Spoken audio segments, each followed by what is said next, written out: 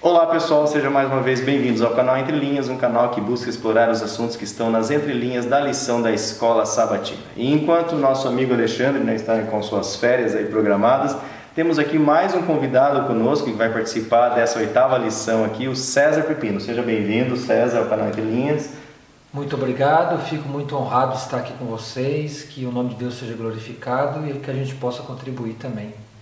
E nós estamos falando para aproximadamente 2.800 pessoas, que são os inscritos, fora ainda os que acabam compartilhando pela hashtag Compartilhe no WhatsApp. Compartilhe no WhatsApp. Então, assim, realmente o ministério tem ganhado aí uma dimensão muito legal, que a palavra de Deus realmente atinge todos esses corações, esses ouvintes da palavra de Deus, né? Bom, vamos à oitava lição, então, adore o Criador. E antes da gente entrar nas entrelinhas, como você que está chegando no canal, nós somos o canal Entre Linhas. Nós vamos pegar a linha da lição e vamos explorar alguns assuntos que estão nas entrelinhas, em especial algumas aplicações, alguns comentários contemporâneos, assim como resgatar um pouco da cultura hebraica relativa a muitos temas aqui que a lição trata. E antes da gente entrar nessas entrelinhas, então, nós gostaríamos de agradecer aqueles que se manifestam, que dedicam seu tempo. A Edna Patrícia comentou conosco, João Cavaco, inclusive eu pedi para o João Cavaco gravar um vídeo de 15 segundos, mandar um alô aqui para a gente tentar colocar esses vídeos. A gente pediu já em vídeos passados para alguns, acho que uma pessoa mandou lá no Facebook.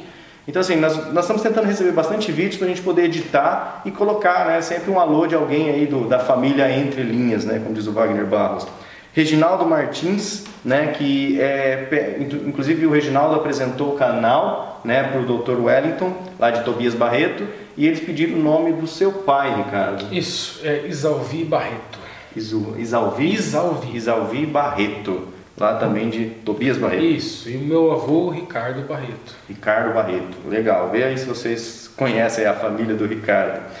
O Leandro comentou conosco, o Anderson Miranda que pediu o slide, o Ricardo falou que vai aproveitar os slides também dessa oitava lição e já mandar tudo junto para quem pediu os slides, enquanto a gente está estudando como a gente compartilhar esses slides através de uma outra plataforma, o SlideShare ou algo semelhante, Denis Wilson comentou com a gente, Cleosmar Pereira, Edilza Nascimento sempre comentando com a gente, a Lúcia Souza também sempre aí no canal Entre Linhas, inclusive ela compartilhou com a gente que está com labirintite, coitada, ela não consegue muito ouvir no fone. Então, assim, que a família Entre Linhas possa se reunir nesse momento em oração. Lembre da Lúcia Souza na oração de vocês, para que Deus toque lá e cure ela e que ela volte, se livre dessa labirintite, que é tão ruim às vezes ter algum incômodo. A Evelyn Horton, se é assim que se pronuncia, me desculpe, Robertson Dolce, Francisco Filho também pediu slide, nós vamos mandar. Francisco Wagner Moura pediu para dar um alô à Igreja Adventista do Jardim Monte Belo em Londrina. Então, pessoal aí do Jardim Monte Belo, um abraço aqui do canal Entre Linhas para vocês. Inclusive, eu fui batizado na Central de Londrinas, mas isso em 2004, faz muito tempo. Isa Viana, Paiás de Central do Rio de Janeiro. Ilza, um abraço para vocês aí, da Central do Rio de Janeiro, para você ver, César. Glória a Deus. O pessoal tem bastante. Edna Patrícia comentou com a gente, a Ruth Alencar sempre comentando, a Josilene Almeida sempre ligada, aí Josilene, Edi Silva também pediu os slides, a Denilze Gomes, Robson Messias, Eliabe Barbosa, Meire Silva e o Wilson Nemes, que é lá do, como se pronuncia isso aqui, Ricardo? Beit Benesion. Isso, tá, é a casa dos filhos de Sião, não estou conseguindo ler. É a letra minha. Lá do Templo Judaico Adventista de Curitiba. Pessoal, seja bem-vindo então você aí da Casa dos Filhos de Sião, aí do Templo Judaico de Curitiba. Bom, tá dado o alô, é uma forma da gente agradecer a vocês, de retribuir, de tornar essa relação com essa câmera fria aqui, um pouco mais quente, mais calorosa com os comentários de vocês e falar o nome de vocês. Muito obrigado, pessoal, pelo apoio aí do canal Entre Linhas. Vamos então às entrelinhas, pessoal? Vamos lá que a gente tem um teto aqui para sair daqui 2 horas da manhã, Não, que isso. A última com o pastor Miguel foi longa. Espero que vocês estejam gostando aí, quem assistiu, assista aí, foi muito legal a lição 7 com o pastor. Vamos lá, adore o Criador. Nós vamos começar então, primeiro tratando a questão, por que adorar o Criador? Ou seja, da onde que vem, ou qual que é a razão, qual que é a motivação que nos leva a adorar o Criador então? César, fala aí para nós. Bom, Jesus cria o planeta em 6 dias, o planeta Terra. E após criar esse planeta perfeito, nós não temos entendimento de como foi isso, porque nós conhecemos um planeta cheio de pecado, falha e um planeta caído. Era tudo perfeito, era tudo maravilhoso, não tinha nada imperfeito. E depois cria Adão, depois Eva. Então, a criatura, vendo toda aquela beleza que Deus tinha feito, sentiu a necessidade de alguma forma agradecer a Deus por tudo aquilo. E essa forma foi adorando a Deus. Faz uma reação, né, diante daquilo que eles viram. Tudo perfeito, tudo maravilhoso, impecável. Eles olham para tudo aquilo, conhecem o pai deles, entre aspas, que era Deus, e sentem o desejo, a necessidade de adorar, como uma forma de gratidão de toda aquela maravilha que foi criada. Ou seja, a adoração vem da admiração, da gratidão, da contemplação. Legal. E ainda no sábado, nas entrelinhas do sábado, vem trazendo aqui na linha a questão da verdade presente. E, né, como é de costume, né, o Ricardo nos preparou aqui uns slides para trabalhar bem esses termos, né, verdade presente, para que a gente possa entender o que significa isso. E aí você tomar suas conclusões, às vezes que você ouve alguém falando sobre o que é verdade presente. Então, fiquem ligados aqui no slide, acompanhem aí, espero que sejam bastante edificantes para vocês. Vamos lá, aqui a gente pegou 2 Pedro 1,12. Nós vamos trabalhar um pouquinho com o grego, todo mundo sabe que eu não sou muito fã, mas vamos lá, vamos começar por aqui. Por isso não deixarei de exortar-vos sempre acerca dessas coisas, ainda que bem os saibais, e sejais confirmados na presente verdade. E aqui a expressão parous aletheia, que é a parousia, né, que a gente falou no vídeo passado, né? Vem do verbo sia, que significa ser ou estar, né? E também tem uma conotação de essência. Falamos até um pouquinho com relação ao jogo de linguagem, com relação à Trindade, quem quiser dar uma olhadinha lá atrás. Essa noção aqui de presente verdade não se relaciona com o jogo de linguagem de verdade presente que nós vamos falar mais para frente. Esse jogo de linguagem em grego aqui, essa presente verdade, essa parousia aletheia, o que era? Era o Evangelho, era a boa nova que havia chegado até eles, que eles haviam aceito, era a verdade do Messias, e eram os textos bíblicos, a Torá, que inúmeras profecias se cumpriram na vida de Cristo, com a morte de Cristo, com a ressurreição de Cristo. Essa noção aqui, nós podemos até relacionar com a noção que falamos hoje de verdade presente, mas não é o mesmo jogo de linguagem na língua grega e o que nós utilizamos no português ou no inglês. É um jogo de linguagem diferente. Era só para simbolizar que eles tinham aceito o Evangelho e que aquilo estava com eles, no coração deles, na mente deles. Nesse sentido. Vamos lá. E isso vai ficar mais claro depois quando a gente for para a cultura hebraica. O porquê disso. Aqui. O Salmo 119, 160. Essa palavrinha aqui é emet. Então nós vamos trabalhar primeiro com verdade. Vocês vão entender, e a noção de presente vai ficar para depois. Isso aqui é um aleph, um mem e um tav. A tua palavra, aqui tirando lá o sufixo, fica o devar, né, que é a palavra em hebraico, é a verdade, emet, desde o princípio, rosh, e cada um dos teus juízos, mishpat, vamos falar disso hoje, dura para todo sempre, dura para sempre, que seria o olam, não está aqui, mas é o olam. Salmo 118, 142, a tua justiça é uma justiça eterna, aqui, o tzadik leolam, e a tua lei é a verdade. Hoje nós vamos trabalhar essa questão do olam, vamos trabalhar a questão do tzadik, mas por enquanto vamos ficar no verdade, vamos ficar no emet. E aqui o aleph, o men e o tav. E aqui os códigos pictográficos. O aleph, um boi, o men, a água, o tav, aqui um sinal parecido com um xizinho, como se fosse uma marca. Poder, a água, no caso, que dá a vida, a purificação, e aqui um acordo, um pacto. Agora, vamos lá, vamos seguir. 1 Coríntios 1,18. E eu vou trabalhar a primeira letra da verdade, que é o Emet. Olha, porque a palavra da cruz é loucura para os que perecem, mas para nós, que somos salvos, é poder de Deus. O Aleph é um boi, símbolo de poder. Ele teria dois iuds aqui, um iud aqui, um iud embaixo e um iud em cima, e aqui um vav que ligaria essas duas forças. Seria mais ou menos assim, seria um vínculo, um poder que une terra e que une céu. Aqui, ó, eu falei no vídeo passado que era Da Vinci, mas não, é Michelangelo, está na Capela Sistina lá. Esse desenho aqui, essa pintura que está no teto da Capela Sistina, simboliza justamente esse poder. Aqui a gente tem o Adão e aqui a gente tem Deus. Então, a primeira letra de Emet, a primeira letra de verdade, é um poder. O poder que liga céu e que liga terra. Vamos lá, próxima. Aqui a gente vai agora para Efésios 5:26. Com que purificará o jovem o seu caminho? Observa-o conforme a tua palavra. Salmo 119:9. Agora Efésios 5:26. Para santificar, purificando-a com a lavagem da água pela palavra. Veja bem, o men é o quê? O men é justamente água. Água, a gente vai direto para o pensamento do Teva, do batismo, né?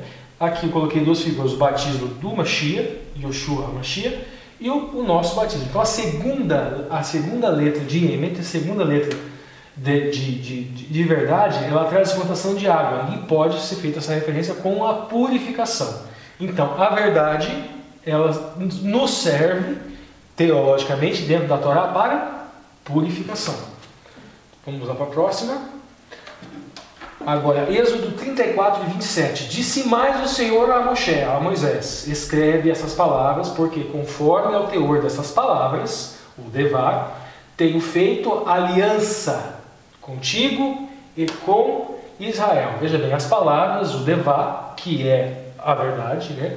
Ela é aliança. E o Tav, o símbolo justamente é isso aqui, ó. É um xizinho ou um tzinho, que é símbolo de uma aliança. Jesus morre numa cruz ou numa estaca. Nós vamos falar disso daqui melhor em outro dia da semana, porque eu disse que porque aqui a gente tem um Tav e aqui a gente tem um Vav. O Tav seria um sinal, uma marca, um pacto, ele tem esse código pictográfico. E o Vav seria um prego ou uma estaca. Esse ponto aqui vai ser melhor explicado em outro dia da semana. Então aguarde que depois a gente explica. Foi uma estaca ou foi uma cruz? Mas eu já adianto que a gente pega esse código pictográfico aqui para trabalhar esse jogo de linguagem, que é o Vav e não o Tav. Bem, pessoal, então vocês viram aí que a lição, as entrelinhas já começou quente, né? Temos muitas entrelinhas ainda para essa lição, para esse 8º estudo aqui desse segundo trimestre de 2018. E já com cenas dos próximos capítulos. Fiquem ligados aí, pois teremos continuação aqui do assunto. Então nos vemos agora nas entrelinhas dos assuntos que estão no domingo.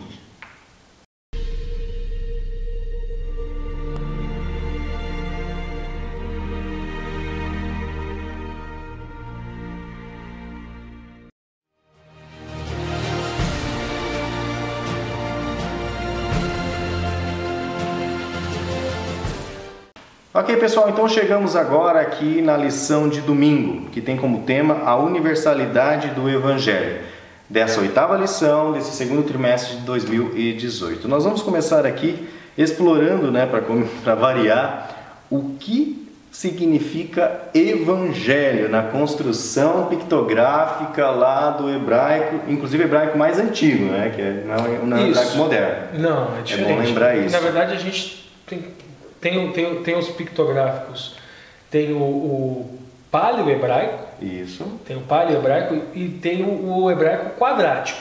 O hebraico quadrático é o moderno, então são completamente diferentes. Legal, então a gente vai trazer aqui alguns assuntos interessantes. Vamos falar também um pouco mais do Olam, que é o que ele já começou a introduzir esse assunto lá no sábado. Vamos trazer aqui um paralelo entre Gálatas 3:22, que é um texto que está na linha da lição, com Romanos 3:19 e 20. Então fiquem ligados aí no slide. Fora isso também, o César vai trazer aqui uma né, uma resposta sobre a questão do uma vez batizado, sempre salvo, ou ainda tenho que me sentir quase que salvo para me batizar, né? Nós vamos tentar atingir aí o equilíbrio desses dois extremos. Então, primeiramente, nós vamos começar aqui com os slides. Fiquem ligados aqui no significado da palavra evangelho de acordo, né, com a pictografia hebraica antiga.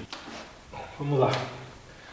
Vamos começar aqui um pouco trabalhando a questão do Evangelho do Reino, o Evangelho Eterno, o Evangelho do Reino, né? Vou trabalhar um pouco essa noção aqui no grego, rapidamente, né? E depois vou trabalhar ela no hebraico, aí de forma mais detida.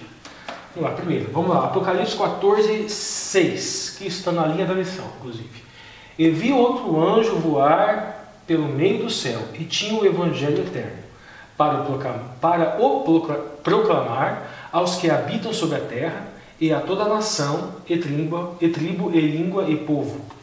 Agora, esse Evangelho Eterno nós vamos trabalhar aqui. Em Mateus 24, 14, fala o seguinte: e este Evangelho do Reino será pregado em todo o mundo, em testemunho a todas as nações, e então virá o fim. Mateus 24, 14.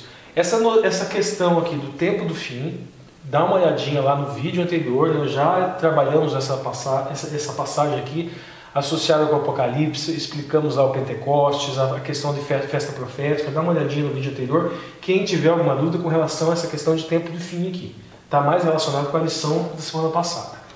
Então, a questão por hora vai ser o quê? Evangelho Eterno e Evangelho do Reino. Esses dois pontos nós vamos trabalhar. Primeiro no grego, o Evangelho. A palavra Evangelho deriva do grego, que ela vem da união, que ela é formada da união de dois termos. Aqui, o eu, que significa boa, e aqui, angélio, que significa mensagem, nova ou notícia. Então é boa mensagem, boa nova ou boa notícia. Essa aqui é a expressão hebraica. E agora aqui nós vamos trabalhar onde eu me sinto mais à vontade, né? Aqui está escrito Besorá. Aqui o Bet, o Shin, aqui o Vav, aqui o Leche, aqui um rei. Vamos lá. A gente vai recorrer a Isaías 52, 7. Quão suaves são sobre os montes os pés que anunciam as boas novas. E aqui, você pode estar lendo aqui Mevasa, só que são exatamente as mesmas letras, porque o Bet ele tem som de B e tem som de V. Que faz ouvir paz, que anuncia o bem, que faz ouvir a salvação. E aqui a salvação, quem lembra dos vídeos anteriores, toda vez que você encontra no Velho Testamento a palavra salvação, está escrito o quê? Yeshua, que é de onde vem o nome Yoshua. Então a gente vê Jesus no Velho Testamento muitas e muitas vezes. Que diz a Sião, o teu Deus reina. Isaías 52, 7. Esse verbo, Besorá, esse é o verbo, é a palavra completa, né? E aqui a gente tem o Bissar, né? que significa anunciar, noticiar, informar, proclamar ou dar boas notícias. Bussur significa receber boas notícias. Então, Bissar e Bussur. Noção de boas notícias vem daqui. Agora vamos trabalhar os pictográficos, para a gente entender um pouco. Primeira letra, o Bet. Como eu disse aqui, tem o sinal maçorético, né, que é a diferença. Com esse sinal maçorético fica Bet, com som de B, sem o sinal com som de V. Bet.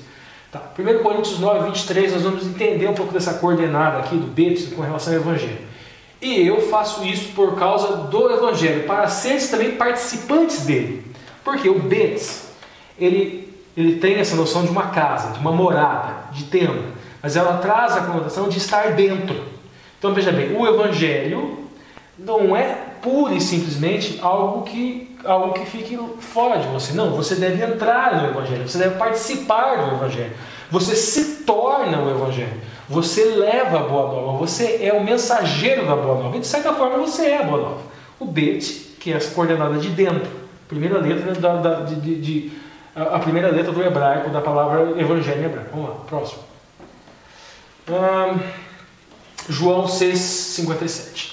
Assim como o Pai que vive me enviou, eu vivo pelo Pai. Assim, quem de mim se alimenta, também viverá por mim. João 6,57. O Shin significa justamente isso, se alimentar. Aqui a gente vê Yoshua HaMashiach dizendo o quê? Que ele é alimento. Ou seja, essa coordenada aqui da Boa Nova em hebraico, o Shin é o quê? O alimento espiritual, o alimento do Espírito Santo. Coloquei essa imagem por quê? A boa nova é Yoshua ressuscitou. Nós devemos nos alimentar disso, dessa boa nova. O Messias vivo. Agora, vamos lá, vamos para Êxodo 35, 18. As estacas do tabernáculo e as estacas do pátio e as suas cordas. Êxodo 35, 18. Porque nós vamos trabalhar agora aqui o Vav. E pela cruz, Estauro, reconciliou ambos com Deus em um corpo, matando com ele as inimizades. Efésios 2,16. Esse Vav aqui, ele justamente traz essa conotação de estaca. A estaca do pátio, a estaca do tabernáculo, que deixava o Mishkan, que deixava o tabernáculo em pé. O que faz a ligação. Yoshua na cruz é essa estaca. Ele faz essa ligação. Nós, em função do pecado, nós somos separados. Nós não conseguimos olhar para a glória de Deus plenamente. Nós seríamos fulminados se nós tivéssemos acesso a essa glória. E Yoshua que vai nos reconectar, que vai possibilitar que nós possamos enxergar essa graça dele plenamente. Então está aqui, o Yoshua é o Vav, que é o que vincula céu e terra, nos vincula, o pecado separa e Yoshua vincula novamente, o Vav. Efésios 4,15, vamos lá. Antes, seguindo verdade em amor, cresçamos em tudo naquele que é a cabeça, Cristo. Aqui o Uresh, a próxima letra, e a cabeça, no caso da igreja, Cristo é a cabeça da igreja, sendo este mesmo o Salvador do corpo. Efésios 5, 23. Por isso, Uresh na Boa Nova. Salmo 141, 8. Mas os meus olhos te contemplam, ó Deus, o Senhor, a ti confio, não desnude a minha alma. Contemplação, a última letra Uresh, contemplação. Você contemplar a Boa Nova, contemplar o próprio Messias, que é a personificação dessa Boa Nova. Vamos lá, seguindo. Agora a gente já falou a questão da Boa Nova, a questão do Evangelho. É só que eu falei lá no começo que a gente ia explicar a questão do Evangelho eterno e Evangelho do Reino. Por que está aqui universalidade? Essa noção de eterno é justamente que traz essa conotação dentro da língua hebraica de universalidade do Evangelho. Aqui a gente vai lá, vamos Salmo 103, 17. Mas a misericórdia, que é Hesed em hebraico, é Hesed Yahweh, né? A misericórdia de Yahweh, a misericórdia do Senhor, é de eternidade a eternidade, sobre aqueles que temem a sua justiça, sobre os filhos dos filhos. Salmo 103, 17. E aqui, Olam. Olam, que aqui foi traduzido por eternidade, significa mundo, universo, cosmo, eternidade, muita gente ou a humanidade. Veja bem, esse evangelho, vamos primeiro essa conotação aqui, esse evangelho é para o mundo. Então, Olam, a expressão hebraica que aqui foi traduzida única e exclusivamente por eternidade, traz essa referência à língua portuguesa de universalidade. É o evangelho, então o evangelho eterno, o evangelho Olam, é para o mundo. Não só para o mundo, é para o universo, é para o cosmos, é para também a eternidade, é para muita gente, é para toda a humanidade. Vou explicar melhor um pouco essa noção aqui com mais detalhe na segunda-feira. Mas veja bem, Olam Hazé, este mundo, e Olam Rabá, o mundo vindouro. Esse evangelho do reino seria justamente aqui para o Olam Rabá, para o mundo vindouro. Então veja bem, o evangelho eterno, ou seja, o Olam Rabá, é justamente a pregação, não só que o Messias virá a primeira vez, mas que o Messias virá a segunda vez. Lembrando que dentro do judaísmo, os judeus ainda aguardam o Messias. Então esse evangelho eterno é: o Messias já veio nesse mundo, Olam Hazé, e o Messias virá novamente, Olam Rabá. E agora aqui a última entrelinha, que nós vamos trabalhar um ponto que está na linha da lição, que na linha da lição fala de Gálatas 3 e 22. Eu recomendo que se leia em conjunto com Romanos 3, 19 e 20. Por quê? Para não ficar muito... Porque é muito comum a pessoa que lê a Torá, que lê a Bíblia, ficar meio biruta. Quando ela lê a Torá das obras, ela vira legalista no discurso dela. Quando ela lê a parcela da Torá, que é a Torá da Graça, ela vira, sei lá, liberalista demais, alguma coisa assim do gênero. E a Torá, na verdade, ela é composta de Torá da Graça e de Torá das obras. Os dois pontos, cada um tem o seu devido lugar. Se a gente pega Gálatas 3:22, a gente pode ter algum tipo de problema. Por isso que eu recomendo ler junto com Romanos 19 e 20. Então vamos lá. Mas a Escritura encerrou tudo debaixo do pecado. Ou seja, tudo aquilo que é pecado está lá nas Escrituras explicando o que é. Para que a promessa pela fé de Jesus Cristo fosse dada aos crentes. Vamos entender melhor isso e a gente vai entender melhor isso com Romanos 3:19 e 20. Porque aqui em Romanos 3:19 e 20 a gente vai entender a função de lei.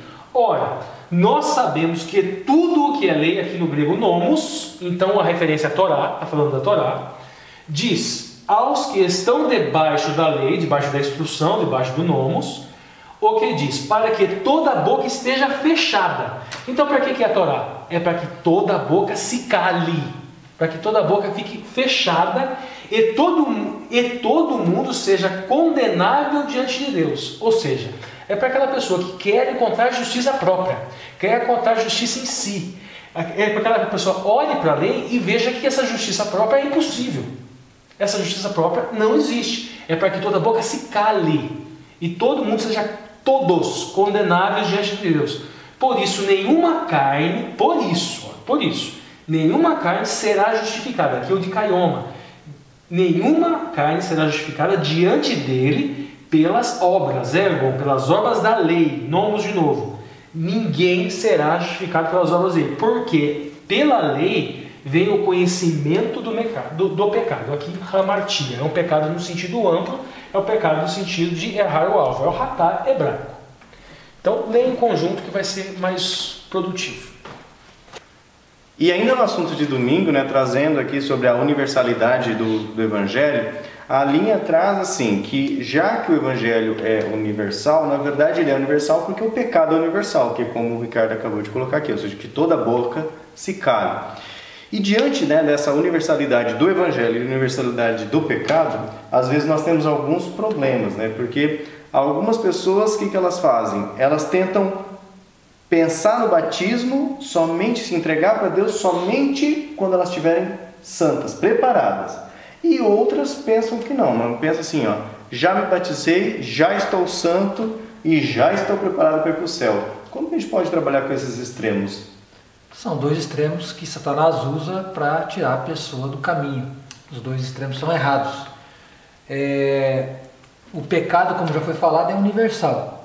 Então, entrou o pecado universal, entrou a graça que cobre todos pelo sacrifício de Jesus Cristo na cruz.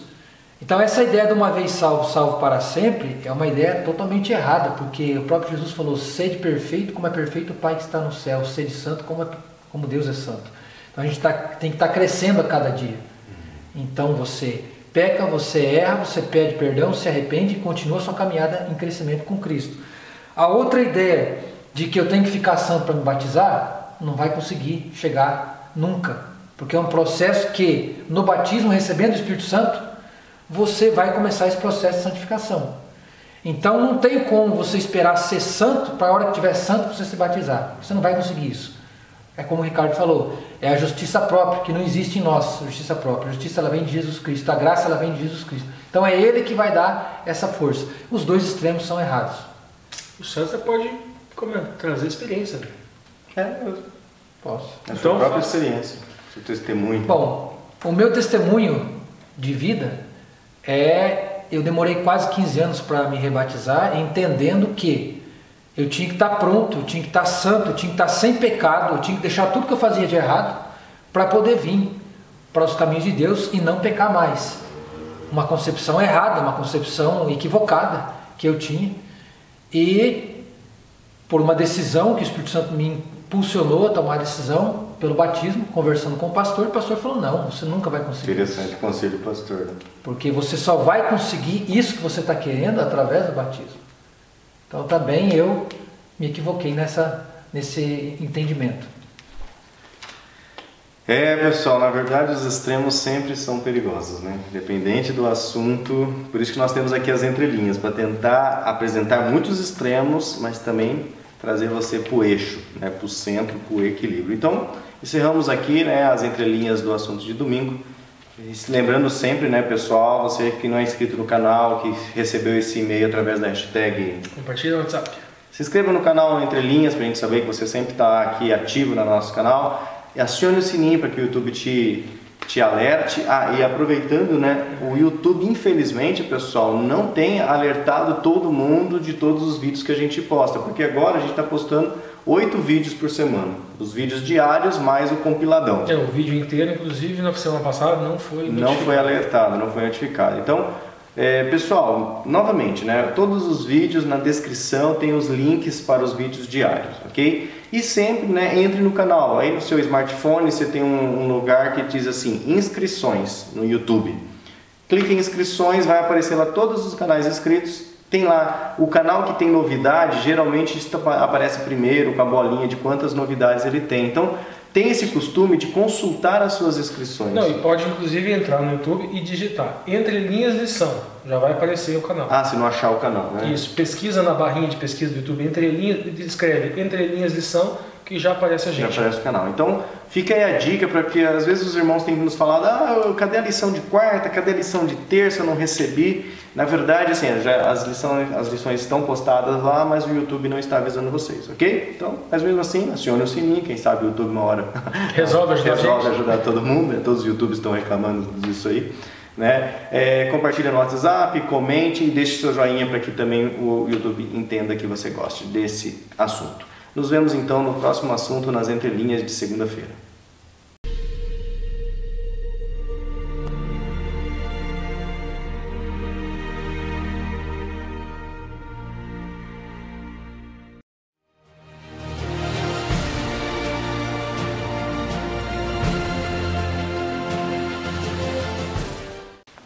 Olá pessoal, então agora nós chegamos aqui na lição de segunda-feira, o ladrão na cruz e o evangelho eterno.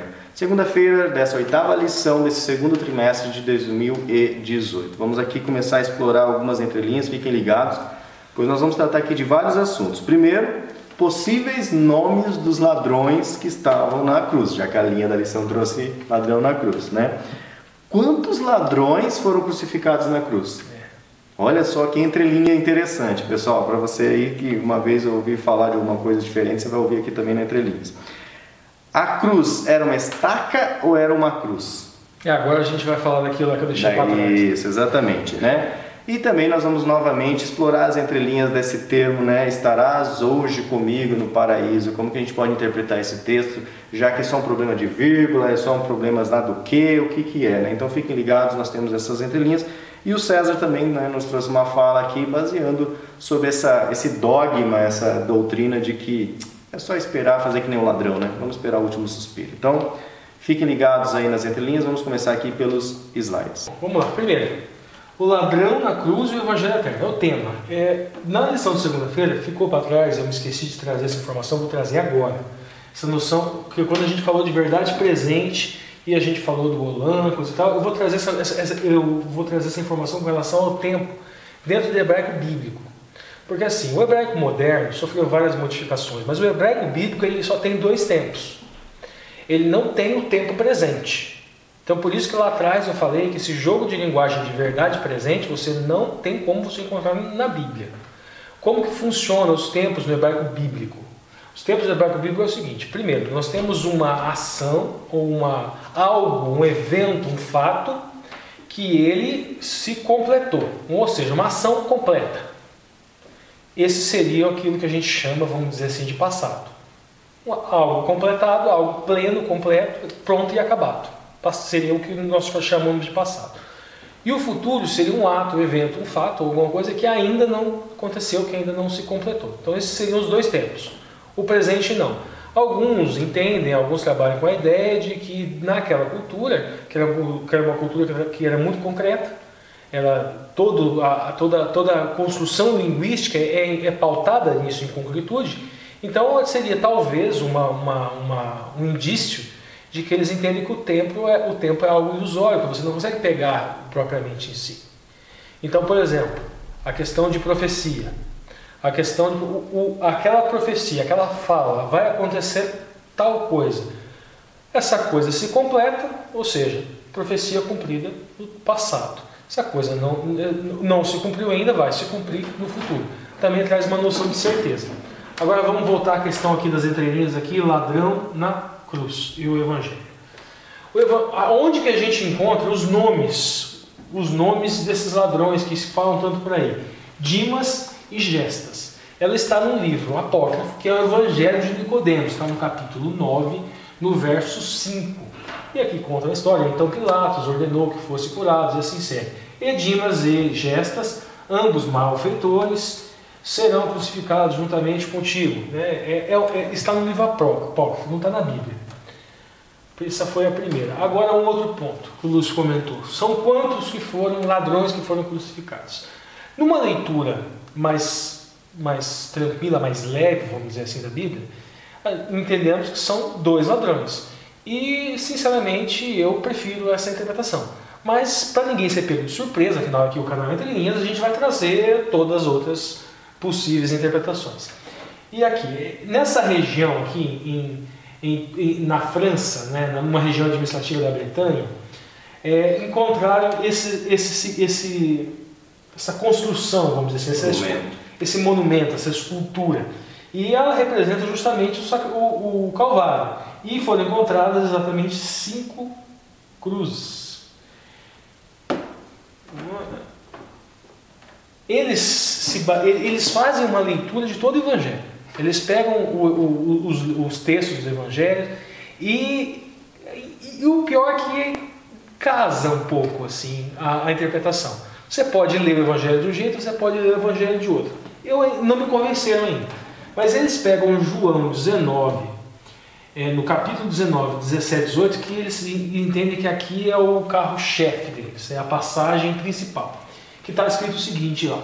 Levando a sua própria cruz, ele saiu para um lugar que se chama Caveira, que em aramaico é o chamado Gólgota. Ali o crucificaram, e com eles 2 outros. Aqui eu coloquei em vermelhinho, aqui vocês já vão entender por que eu coloquei esse em vermelho. De cada lado de Jesus. A tradução literal seria onde crucificaram e com ele outros 2, vírgula. De cada lado e Jesus no meio. Coloquei essa figura aqui porque aqui está em inglês, né? Eles dizem o seguinte, que esse aqui, que eu coloquei em vermelhozinho aqui tem um desenho, em inglês, ele não está no original. Então se leria assim, ali crucificaram, e com ele 2 outros, de cada lado de Jesus. E não tem, colocado de cada lado. A interpretação deles é que esse acréscimo aqui é que trouxe um suposto equívoco. Só que se a gente ler os outros evangelhos, a interpretação de que foram 2 também é possível. Daí segue, vamos dizer assim, um desenho que está tudo em inglês, daí que eu traduzi aqui para vocês. Eles falam que essa passagem quebraram as pernas do primeiro, da esquerda, depois quebraram as pernas do outro, do mesmo lado esquerdo. Eles falam que não tem sentido os soldados terem vindo aqui, quebrando a perna desse, pulado Jesus e quebrando a perna do outro.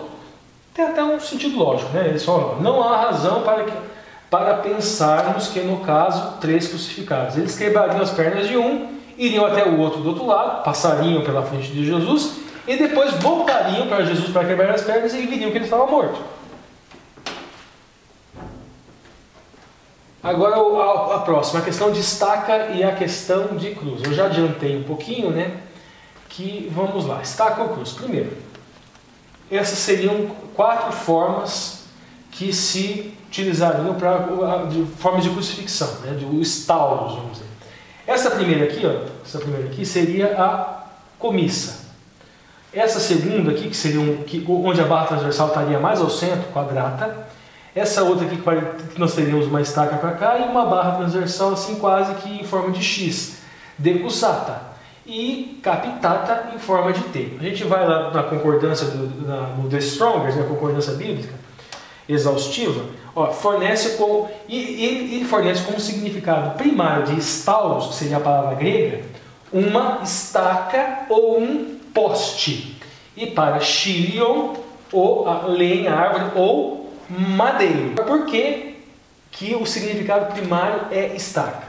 Veja bem, isso aqui é uma estaca, isso aqui é uma estaca, há uma estaca aqui com uma barra transversal e aqui uma estaca. O fato de haver a discussão não é se é uma uma cruz ou se é uma estaca, porque a estaca é uma barra transversal. A estaca justamente é essa barra do apoio, e sempre havia uma barra transversal. Sempre não, geralmente havia uma barra transversal. Poderia-se, parece que alguns arqueólogos entendem que não havia essa forma de crucifixão sem a barra transversal, até em razão de que se escreveu Jesus Nazareno e Ex Iudero em vários idiomas aqui em cima, e supostamente teria sido escrito em cima da barra transversal. Outros falam que não há necessidade da barra transversal porque colocaram como se fosse uma placa aqui, não necessariamente que ele estaria pregado aqui e estivesse escrito nessa barra transversal. Agora a questão é a seguinte: dentro da pictografia, por que eu prefiro o Vavo? Porque independente de como foi a forma com a qual ele foi morto, se foi em forma de T, em forma de X, em forma de quadrada, de comissa, sempre há a estaca. Então, dentro do jogo de linguagem, esse jogo, você colocar na língua portuguesa um jogo de linguagem colocando cruz e estaca como sendo antagônicos, não é possível, porque toda cruz tem uma estaca ao centro. Agora, seguindo, aqui, Êxodo 35, 19. A estaca do tabernáculo e as estacas do pátio e suas cordas. O vav, como eu disse aqui, é um prego, ou pode ser uma estaca, ou até mesmo um anzol. Ele era utilizado como base do santuário, assim, ou seja, base de toda a promessa, de todo o serviço que é tipo, que é o antitipo daquilo que o Messias é tipo. Então veja bem, essa estaca, que é a base que é a base de todo o antitipo do Messias sendo o cordeiro e sendo o sumo sacerdote, inclusive a estaca aqui nos muros, também é da noção típica. Então por isso que eu prefiro o Vav. Agora aqui o ponto mais importante, que é o mais relevante, né, que a inteligência mais relevante, os outros são coisas mais numa ordem de especulação. A primeira é mais especulativa e vai diminuindo a especulação. Agora a gente chega num ponto central, que é Lucas 23, 43. Coloquei aqui como está em grego e separei a palavra aqui, semeron. Lá diz o seguinte: em verdade te digo, e daí a questão é o quê? Onde a gente conecta semeron? Onde a gente conecta hoje? A gente conecta a gente conecta o advérbio ao segundo verbo, estarás, e lemos assim: em verdade te digo, vírgula, hoje estarás. A gente conecta o hoje com estarás. Hoje estarás comigo no paraíso. Esse hoje estarás é o que muitos espíritas utilizam, muitos imortalistas utilizam. Eles fazem essa conexão. Outra conexão agora a gente conecta esse advérbio semeron com o verbo anterior. Em verdade te digo hoje. Conecta o digo com hoje, com o verbo anterior. Aí vírgula, estarás comigo no paraíso, que foi o que Cristo fala para o ladrão. Outras Bíblias, elas colocam uma interpretação à Bíblia, elas colocam uma vírgula, em verdade te digo, vírgula, hoje, outra vírgula, estarás comigo no paraíso. Essa algumas traduções trazem assim. Qual é a mais correta? Bom, vamos tentar entender um pouquinho disso aqui. O pastor Rodrigo Silva, ele tem uma tese, de uma tese dele, eu não sei se é doutorado, se é mestrado, eu sei que ele tem uma tese, eu acho que na Pontifícia Universidade Católica, se não me engano. E ele é longa, bem detalhada, e ele trabalha isso daqui. E ele trabalha a questão de jogos de linguagem, que são encontrados no Velho Testamento, e são encontrados alguns também no Novo Testamento, em que utiliza aquela forma de linguagem. Em verdade te digo hoje, havendo a concordância entre o semeron e o verbo anterior. E a conclusão que ele chega é o seguinte, que a regra é que haja a concordância do verbo do semeron com o verbo anterior. Ou seja, geralmente na Bíblia, quando se faz aquela construção, o semeron se conecta com o primeiro verbo. Ou seja, é um jogo de linguagem utilizado tanto no hebraico, tanto no hebraico do Velho Testamento, quanto no grego. Aqui eu vou trazer um pouquinho do contexto. Lembra-te de mim quando vieres no teu reino. Foi isso que o ladrão falou. A gente tem essas versões aqui, né? Palavra por palavra está assim: lembra-te de mim quando vier em o reino de ti. Aqui tem algo profundo também, que é o seguinte: os discípulos de Jesus, eles não perceberam esse evangelho do reino aqui. E o ladrão na cruz percebeu. Por que evangelho do reino? O evangelho do reino, lembra que nós falamos lá atrás do Olam Rabá? Esse evangelho do reino é o Olam Rabá. Ele não estava pedindo salvação ali. Quando o Senhor vier, quando o Senhor voltar, é o evangelho do reino, é o Olam Rabá, é o evangelho eterno, mas o Messias estava ali morrendo, e o ladrão estava enxergando que mesmo após a morte, ele ainda viria em glória, e o reino dele ainda viria. Essa questão aqui da sintaxe do advérbio, essa questão da sintaxe do advérbio semeron, em Lucas 23, sei se eu já falei do Rodrigo Silva, eu trouxe algumas passagens aqui para ficar um pouquinho mais claro. Jeremias 42, 21.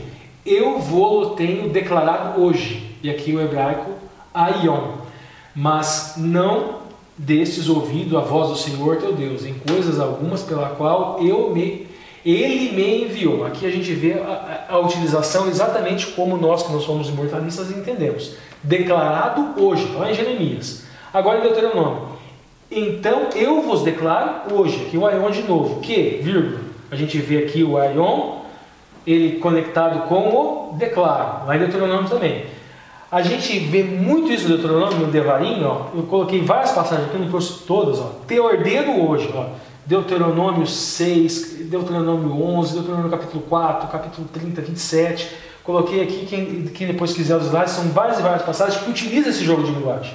E no Novo Testamento, Atos 20 e 26. Portanto, eu lhes declaro isso hoje. E aqui, o semeron remera, que estou inocente do sangue de todos. Então veja bem, você construir uma doutrina com base numa exceção linguística, ou mesmo dizer que aquela interpretação é a exceção linguística, e construir uma doutrina como uma hipótese excepcional, não vejo como razoável. Então acho bem difícil de aceitar essa interpretação imortalista. Em verdade te digo, hoje estarás comigo no paraíso. Ok, e eu volto dessa maneira mágica que alguns gostaram, né? Para dar continuidade aqui nas entrelinhas de segunda-feira, porque de acordo com o que o Ricardo colocou, né? Então o ladrão, de certa forma, não o Ricardo colocou, não, o Ricardo só trouxe algumas entrelinhas, mas a linha da lição colocou que o ladrão no último momento, né, ele teve um vislumbre maior, um reconhecimento, né, da salvação, né, em que havia em Cristo Jesus, e ele se arrependeu, e aí Cristo, né, pronuncia essas palavras que o Ricardo acabou de trabalhar aqui, que alguns até confundem com a imortalidade da alma e tudo mais. E agora fica assim, às vezes, diante desse comportamento do ladrão, muitas pessoas podem pensar assim, eu vou deixar para me arrepender no último instante. A minha pergunta é, será que eu, baseado nesse ladrão na cruz, eu posso postergar os meus concertos com Deus? Hein, César? O que você acha? A Bíblia responde. Em Hebreus fala que hoje, se ouvires a minha voz, não endureçais o vosso coração. Então o dia de eu entregar a minha vida para Jesus é hoje. Até porque eu não tenho o dia de amanhã. Amanhã pertence a Deus. Eu não sei se eu vou estar vivo. Então a minha entrega é hoje. Eu não posso postergar isso. Porque eu corro no risco de não ter o dia de amanhã e estar perdido. Né? A passagem em Hebreus 12, 16 e 17... também fala de Esaú, que diz o seguinte: nem haja algum profano ou impuro como foi Esaú, o qual por um repasso vendeu o direito de primogenitura. Pois sabeis também que posteriormente, querendo herdar a bênção, foi rejeitado, pois não achou lugar ao arrependimento, embora com lágrimas o tivesse buscado. Não existiu um arrependimento genuíno em Esaú, em relação à primogenitura. Ele tinha o direito de primogenitura, ele brincou com a primogenitura, ele não levou a sério esse direito. Então a salvação é a mesma coisa, a gente não pode levar na brincadeira, é uma coisa séria, é uma coisa que custou o maior preço que a cruz podia ter pago, que é o sangue de Jesus Cristo. Então a nossa entrega é hoje, ela não é amanhã, ela é hoje. E acho que as pessoas também se enganam, né, em pensar em se automanipular para produzir em si um arrependimento, que é o que o texto aí de Hebreus fala, que em relação à primogenitura de Esaú, ele não conseguiu se arrepender, né? Ele simplesmente trocou por nada, né, por Jacó lá, deu para ele, e depois ele se entristeceu, chorou, mas não se arrependeu sinceramente. Então eu acho que as pessoas às vezes se auto-enganam dizendo assim, eu já ouvi, né, não, às vezes você tenta oferecer o estudo bíblico para algumas pessoas, você vê que as pessoas não querem compromisso, né, elas não querem estudar porque elas sabem que ao estudar aquilo, a vida dela vai ser transformada e ela vai ter que tomar uma decisão. Deus cobra o conhecimento de cada um, porque nós vamos ser julgados de acordo com a luz que recebemos. E então, muitos não querem receber luz, muitas pessoas não querem ter essa luz para não ter o compromisso com Deus. O pessoal é matemático, né? Sendo que é uma bênção, porque lâmpada para os meus pés é a tua palavra e luz para os meus caminhos. Quando a gente começa a abrir a palavra, começa a receber esse tesouro do céu, tira cada um das trevas e coloca no caminho da luz e da salvação. Então o dia de eu aceitar Jesus Cristo não é amanhã, é hoje. É hoje. E aproveitando nessas entrelinhas da última chance do ladrão, né? Vai ficar longo, né? Esse dia faz parte de atingir 2 horas, né? Agora. Mas a gente poderia usar aquela frase também que a gente vê, infelizmente, até nos púlpitos muitas vezes, né? Dizendo assim que o cristão morno, ele nem goza dos prazeres do mundo e nem é fiel à rígida, né, doutrina de Deus. Ele nem usufrui dos benefícios de Deus e nem usufrui dos benefícios do mundo. A pergunta é, que benefício tem o mundo? Se todo pecado tem sua consequência. Eita, e você pessoal, vai ter que colher aquilo que você semeou. Será que o ladrão, se ele tivesse aquele vislumbre antes, será que ele não desejaria ter vivido o que ele estava vivendo naqueles pequenos minutos? Né? Quanta enganação, né? Então, pessoal, reflita aí nessas entrelinhas. Bom, encerramos aqui, né, sobre o ladrão e na cruz e o evangelho eterno. Lembrando, né, se inscreva no canal se não é inscrito, deixe seu joinha, acione seu sininho e comente aí conosco. Se quiser que a gente mande um abraço, coloque de onde que você é, que cidade, que igreja você congrega, que religião que você é, onde que essa mensagem que nós estamos falando aqui hoje, nessa sala, nessa câmera, está chegando. Interessante a gente saber disso, nos dá, né, uma maior satisfação. A gente não faz isso para honra e glória humana, para honra e glória de Deus, mas todo mundo que planta, né, gosta de colher. Então a gente planta, a gente gostaria de ouvir que realmente está chegando aí para fora neste mundo. Bom, nos vemos então, pessoal, nas próximas entrelinhas da lição de terça-feira.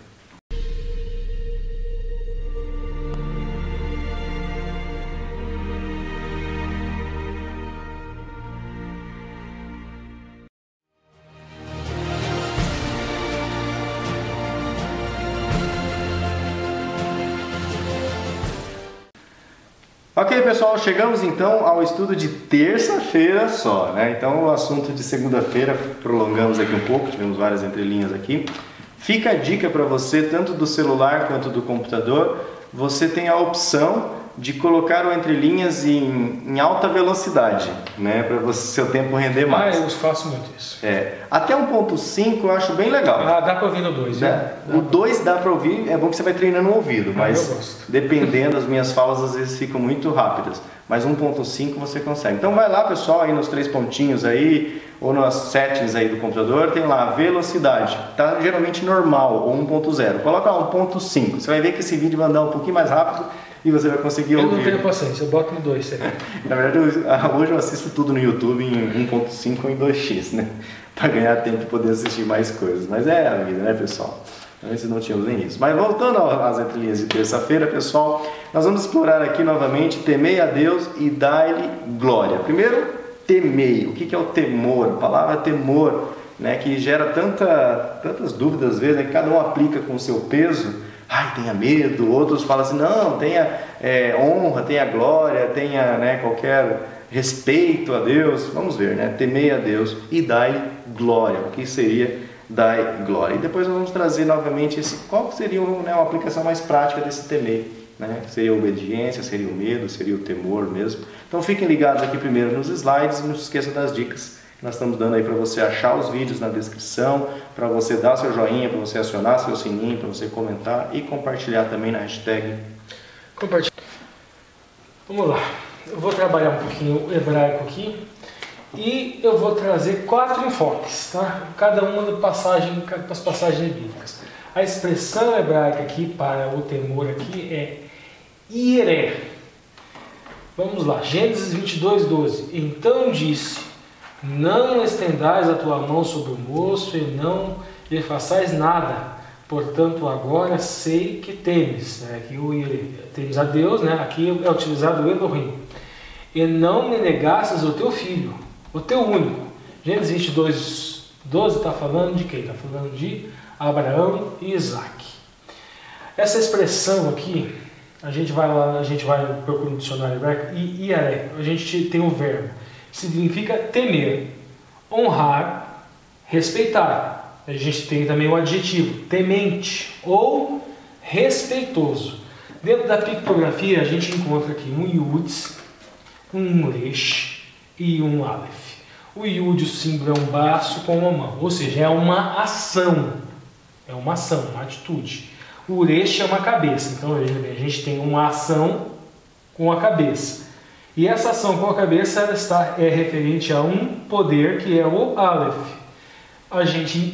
Nós vemos aqui que é Elohim. Então veja bem, essa ação é uma ação de honra, é uma ação de respeito.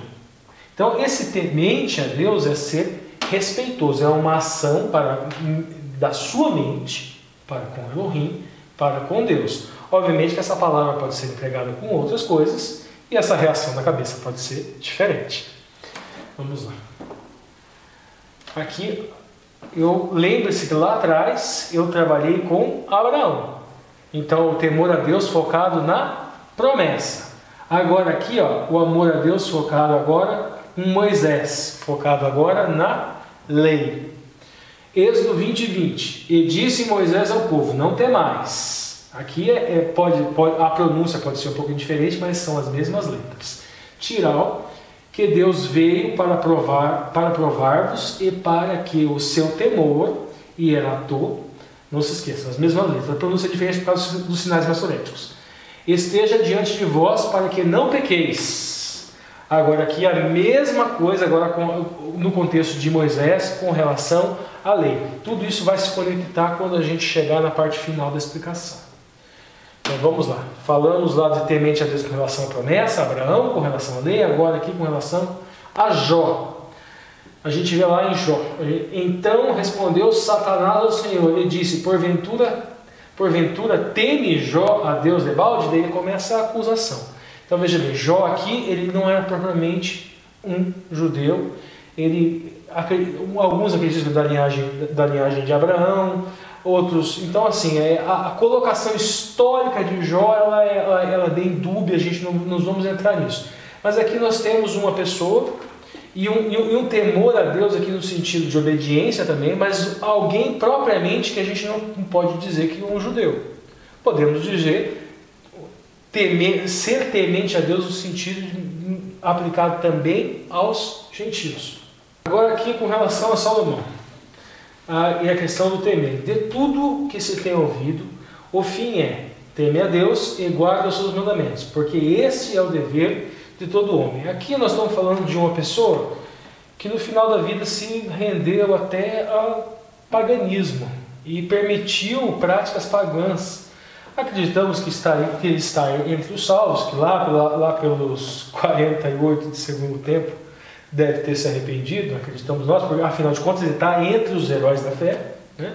Então a gente tem aqui um temor a Deus, que ao longo da vida teve altos, ao longo da vida teve baixos, mas que no final da vida ainda permaneceu.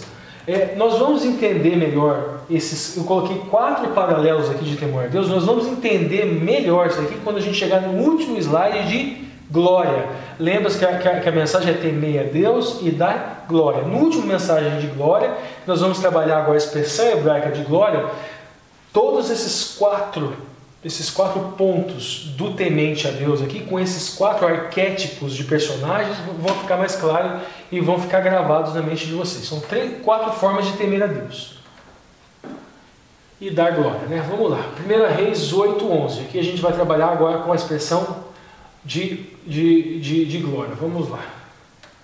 E não e não podiam ter-se em pé sacerdotes para ministrar por causa da nuvem, porque a glória, e aqui o kevod, do Senhor encher a casa do Senhor. Aqui o kibud, né, que se escreve com as mesmas letras, honra, respeito, daí aqui deferência ou limpeza. Vamos grave isso daqui. Também a gente encontra no Êxodo que às vezes essa conotação essa expressão kibud, ela é uma noção de dar peso, que a gente vê lá, por exemplo, porém as mãos de Moisés eram pesadas, e utiliza essa mesma palavrinha. Aqui, essa expressão kivud, glória, a gente encontra ela no Velho Testamento aplicada à glória humana também. E farás vestidos santos, Arão, teu irmão, para a glória e o ornamento. A gente também encontra para a glória divina. Em Salmos 19:1. Os céus manifestaram a glória de Deus e o firmamento anunciam obras de suas mãos. E a gente encontra também uma glória escatológica. A gente encontra, por exemplo, Isaías 60:13. A glória, a glória do Líbano. A glória do Líbano virá a ti. E essa glória do Líbano aqui, e aqui eu coloquei aqui as letrinhas corretas que formam essa expressão Líbano. Essa expressão Liben é alvejar, clarear, branquear, limpar, purificar, esclarecer, elucidar ou encandecer. Essa glória do Líbano, entendemos também, há quem interprete como sendo o próprio Messias, que nos alveja, nos clareia, nos branqueia, nos limpa, nos purifica, nos esclarece, nos elucida e encandece a glória do Pai. Agora vamos continuar aqui com a glória. E aqui agora é onde vai encaixar tudo. Nós pegamos 4 arquétipos aqui, kevod. O kaf, palma da mão, é mais ou menos nesse sentido assim, a palma da mão que se abre. Ou seja, nós vemos uma revelação aqui. Aqui, kaf. E que tipo de revelação é essa que nós encontramos no Velho Testamento? Essa glória, no caso, a glória do Pai. Temer a Deus e dar glória. Então a glória do Pai. Nós encontramos esse abrir de mãos aqui na sarça ardente. Aqui o Bet é uma casa. A morada de Yahweh era aqui, o templo. E aqui nós tínhamos a Shekinah. Shekinah, que é a glória. Esse abrir de mãos dentro do templo. Aqui agora nós temos 2 montes, Monte Sinai e Monte Moriá. Aqui Moisés e aqui Abraão. E veja bem, a última letra aqui é o Dalet, que é uma porta. Coloquei 2 figuras aqui, mas essa porta ou caminho é um só. E essas 2 figuras aqui se relacionam. Nós não podemos interpretar esse um caminho e esse outro caminho. O caminho da lei e o caminho da promessa. E a promessa e a lei é um caminho só. Essa expressão glória é revelação de Deus. Deus se revela e nós escolhemos o caminho. Lá na promessa que foi dada a Abraão, nós identificamos aqui o antitipo do Messias. Messias é o caminho. Só que esse caminho nos leva à lei. Ele cumpre a lei perfeitamente. Ele nos livra da condenação dessa lei e essa é a promessa. Agora, nós obedecemos essa lei por gratidão a essa promessa que foi dada e essa promessa que foi cumprida. Esse é o caminho. E é isso que a glória de Yahweh, a glória de Deus, revela a nós. Bom, agora que a gente entendeu bem então o que é temer, né, a Deus e dar glória, é bem interessante. A Bíblia é muito rica, né, na simbologia, e esse resgate, né, pictográfico, ele realmente traz assim, qual que é a intenção daquela cultura tentar expressar as ideias usando aquelas palavras, aquele conjunto, né, léxico. Então, novamente, pessoal, fica aí o apelo para vocês estudarem, né, a Bíblia, estudarem aqui com entrelinhas, para que a gente não fique naquele estudo superficial, que pega o texto já traduzindo em português do francês, né, e já chega tirando suas conclusões, né? Então, vale a pena aí, pessoal, um joinha num estudo aprofundado da Palavra de Deus. Continuando ainda no temei, né, o César aqui, ele tem uma fala que vai trazer um pouco mais sobre o nosso comportamento, né? Tá, diante do que ele colocou aqui, desses aspectos, como que então nós devemos esperar o que é esse temor de Deus? Deus, ele quer um temor ou uma obediência por amor, porque ele já morreu na cruz do Calvário para nos salvar. Então, esse temor seria um respeito, seria por amor. O juízo, ele vai acontecer. Quando foi pregado que Noé pregou 120 anos, que o mundo seria destruído, ninguém acreditou, aconteceu o juízo. E o juízo vai acontecer novamente. Jesus vem a segunda vez. Quer agora. você queira ou quer você não queira. O juízo vai acontecer. Quer você estude a palavra de Deus ou não estude a palavra de Deus. Vai acontecer o juízo. O juízo é iminente. Mas a obediência que Deus quer não é por temor, como o Ricardo falou, nem por medo da consequência do fogo, da consequência do juízo. Não é isso que Deus quer. É como um pai que ama o seu filho, um pai da terra. Eu tenho um filho de 15 anos, eu quero que ele me obedeça por amor, não por temor. Essa é a obediência que Deus quer. Isso é sabedoria divina, porque você vai obedecer por gratidão, por amor a Deus, pelo que Ele já fez na cruz do Calvário. E não vai ficar aquela relação de troca-troca, né? Que alguns cristãos, infelizmente, desenvolvem, e você vê na televisão principalmente, muito essa relação de que dá para Deus que Deus te devolve, então vem adorar a Deus que Deus vai te abençoar. Ou seja, você sempre tem uma segunda intenção. E aí, resgatando aquela primeira fala sua de sábado, né, onde Adão e Eva adoraram a Deus por admiração, por esplendor, por gratidão. Né? É isso que Deus quer. Amor gera amor e gratidão gera gratidão. Depois que a gente entende o sacrifício na cruz, a gente vai obedecer, a gente vai guardar, a gente vai fazer por amor, né? Sem dizer que todo pecado leva as suas consequências. Então Deus perdoa todos os pecados. Lance nas profundezas do mar, não se lembra mais.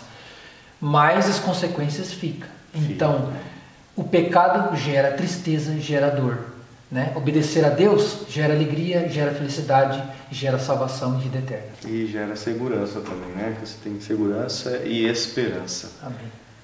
Pessoal, temei a Deus e dá-lhe glória. Esse é o papel de todo cristão em todos esses sentidos que nós aqui explanamos aqui para vocês. Espero que vocês estejam curtindo aí o nosso conteúdo, né? Não se esqueça de se inscrever no canal, se por acaso algum amigo te compartilhou no WhatsApp ou em alguma outra mídia social, né? Numa rede social. Não esqueça de você acionar o seu sininho se você é inscrito, né? E deixar seu like aí para que o YouTube entenda que você gosta desse conteúdo. Pessoal, muito obrigado pela sua audiência, mas continue conosco ainda, porque ainda temos a lição de quarta, de quinta e de sexta. Até daqui a pouco.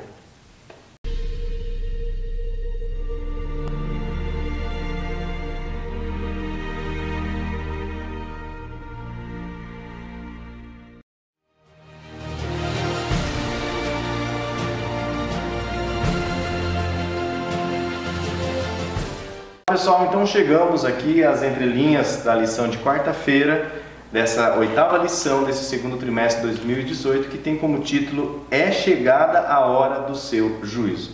E novamente, né, nós vamos trazer aqui nas entrelinhas o que é de costume, porque nós achamos que é muito importante, eu tenho aprendido muito aqui com as falas do Ricardo e dos visitantes, mas a aprender sobre a cultura hebraica.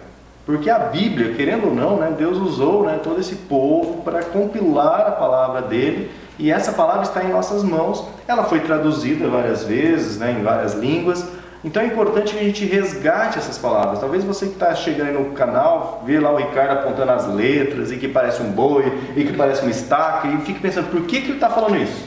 Né? Às vezes eu fico assistindo o vídeo e falo, será que todo mundo está entendendo, né, o porquê dessas coisas?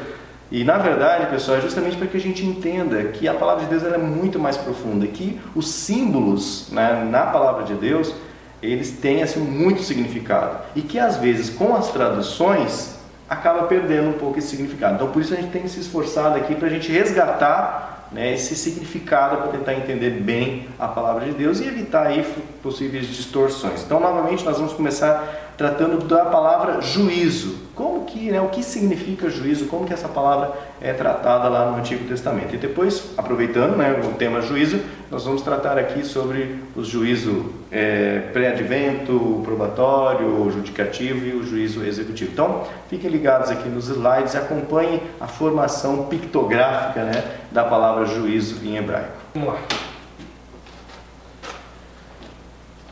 Bom, a primeira palavra hebraica que eu vou trazer aqui para construir isso que a gente chama na língua portuguesa hoje de juízo é reset. Chesed significa misericórdia. Vocês vão entender depois o porquê que a primeira palavra que eu vou trabalhar aqui é Chesed e não Mishpat. Vamos lá. Salmos 33, 22. Seja a tua misericórdia, Chesed, Senhor, lá está Yahweh, né, sobre nós, como em ti esperamos. Salmos 33, 22. Chesed significa graça, bondade, favor, benevolência, misericórdia, amor ou caridade. As conotações aqui. O Chesed se escreve com um Het, com um Samer e com um Dalet.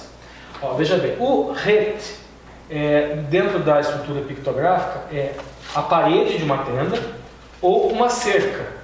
É o que faz separação. Então veja bem aqui, o Het da primeira letra é no sentido de separação. Por quê? Com o pecado, ele fez separação entre Deus e entre o pecador. Agora, a misericórdia é que vai nos vincular novamente dentro desse juízo. Aqui o Samer é uma mão cajada, é o apoio ou o suporte. Ou seja, a misericórdia de Deus é o que nos mantém em pé, é o que nos mantém apoiado. Dalet é uma porta da tenda ou um caminho. A misericórdia de Deus é o único caminho para a salvação. É uma cerca que ao mesmo tempo separa, mas protege. É só a gente lembrar que lá no Mishkan, apenas o sumo sacerdote podia entrar no Santo dos Santos, porque lá estava a Shekinah. E uma pessoa que não fosse o Kohen Gadol que entrasse, ele não conseguia contemplar a Shekinah, a glória de Yahweh, ele era imediatamente fulminado. Então essa separação aqui é uma separação protetora também. Em função do pecado, nós não podemos ter esse contato. Então, proteção, apoio e é o único caminho, o resto é a misericórdia. Agora, o porquê que eu estou falando de juízo e eu comecei com misericórdia no hebraico? Tiago 2,13. Porque o juízo será sem misericórdia sobre aquele que não fez misericórdia. E a misericórdia triunfa do juízo. Veja bem, o Chesed triunfa do juízo. Por quê? A pessoa que recebe, que tem misericórdia, ela tem que cumprir ele tem que cumprir os mandamentos da seguinte forma: ama a Deus sobre todas as coisas e ama o próximo como a ti mesmo. Mas esse cumprir do mandamento não é para a salvação. Esse cumprir é porque você recebeu a misericórdia de Deus e agora você pratica atos de caridade, atos de misericórdia. É uma retribuição, não para a salvação. Vamos colocar cada coisa no seu devido lugar. A lei no seu lugar e a graça no seu lugar. E no juízo, aquelas pessoas que têm emuná, elas receberão misericórdia de Yahweh. Gênesis 15, 6. E agora vamos trabalhar aqui um pouquinho a questão do tzedakah. E creu ele no Senhor e foi imputado isto por justiça. Tzedakah. Quem que é esse? Esse daqui é Abraão. Abraão creu no Senhor e foi imputado, ou seja, isso não era dele. Então veja bem, aqui a gente tem uma regrinha de causa e efeito, de ação e consequência. Ele creu em Yahweh, essa aqui é a causa, e qual é o efeito? Ele teve justiça imputada. Essa justiça não era dele, essa justiça veio de quem? Essa justiça veio do Senhor em função do Ma'amin aqui, no caso que é o crer, ou do emuná, que é a fé. Levíticos 11, 25, nós vamos entender um pouquinho o que é o ser justo, o ser tzadik. Levíticos 11, 24 diz o seguinte: e por estes seres imundos, qualquer que tocar os seus cadáveres, imundo será até a tarde. Por que até a tarde? Aqui a imagem que a gente colocou, aqui tem o Mishkan, é a tenda, né, o santuário do deserto. E aqui nós temos o pôr do sol no fundo. Mas vamos entender um pouquinho aqui. O tzaddik, ela se escreve com tzá, e a gente vê aqui, é uma imagem que ela denota um homem prostrado, um homem ao lado. E esse homem ao lado, está tudo nessa imagem aqui de cima. Esse homem está ao lado do quê? Nós vamos ver aqui. Ele está ao lado da porta de uma tenda. Veja bem aqui a tenda do tabernáculo. que no caso seria a segunda letra que seria o Dalet. O Dalet, o pictográfico dele é a porta da tenda. Nós temos um homem que está ao lado da porta da tenda. Aqui a gente já sabe que é a tenda do mexicano do deserto. E aqui a gente tem o Kuf, que significa pôr do sol, por isso até a tarde. O Tzadik é aquela pessoa que durante o dia, se houve contato com alguma imundície, ela ofereceu sacrifício, ofereceu corban, sacrifício expiatório, o cordeiro que era oferecido em holocausto. Então ele foi para a tenda, ofereceu o holocausto até o pôr do sol, até a tarde, e ele deixa de ser imundo. O sacrifício expiatório, naquela noção de tipo e antitipo. Hoje nós não temos um Mishkan, mas nós temos um Mishkan celestial. O Mishkan celestial, a prática de você adquirir justiça é colocar emuná, é colocar fé no Messias. Então o tzadik humano é aquele que tem fé no Messias. A palavra tzedakah, em hebraico, ela significa ela é traduzida geralmente por um ato de justiça. Mas é uma tradução um pouquinho equivocada que não traz todo o sentido da palavra. Por quê? Tzedakah também é traduzido por ato de caridade. Porque dentro da visão judaica, uma vez que você recebe chesed, recebe misericórdia do Criador, você tem uma obrigação de praticar tzedakah, que seriam atos de bondade, atos de caridade. Então aí a gente vê a noção do juízo. Recebe do Pai, e você, não porque o outro merece, mas porque você imerecidamente recebeu o chesed, então você deve praticar atos de caridade mesmo que a outra pessoa não mereça. Salmo 105, 7.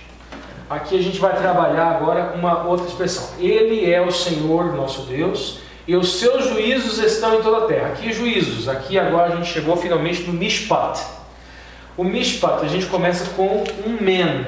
O men, água, aqui um símbolo de purificação. Então veja bem, o juízo, para alguns, será símbolo de purificação. Próxima letra é o Shin. É um comer, consumir ou destruir. Para outros será um símbolo de destruição. Agora o P é uma boca ou uma palavra. Essa palavra, nesse juízo, ela pode ser tanto de purificação, como pode ser de destruição. O que é que vai fazer a diferença? Vai ser justamente o Tav. Tav é uma marca, um sinal ou um pacto. Vai depender da marca que você tem, do pacto que você tem, do sinal que você tem. E nós vamos entender um pouquinho desse pacto. Vamos lá. Como eu disse, qual que será a diferença desse juízo? Aqui a gente tem o P, que seria no caso a palavra, né?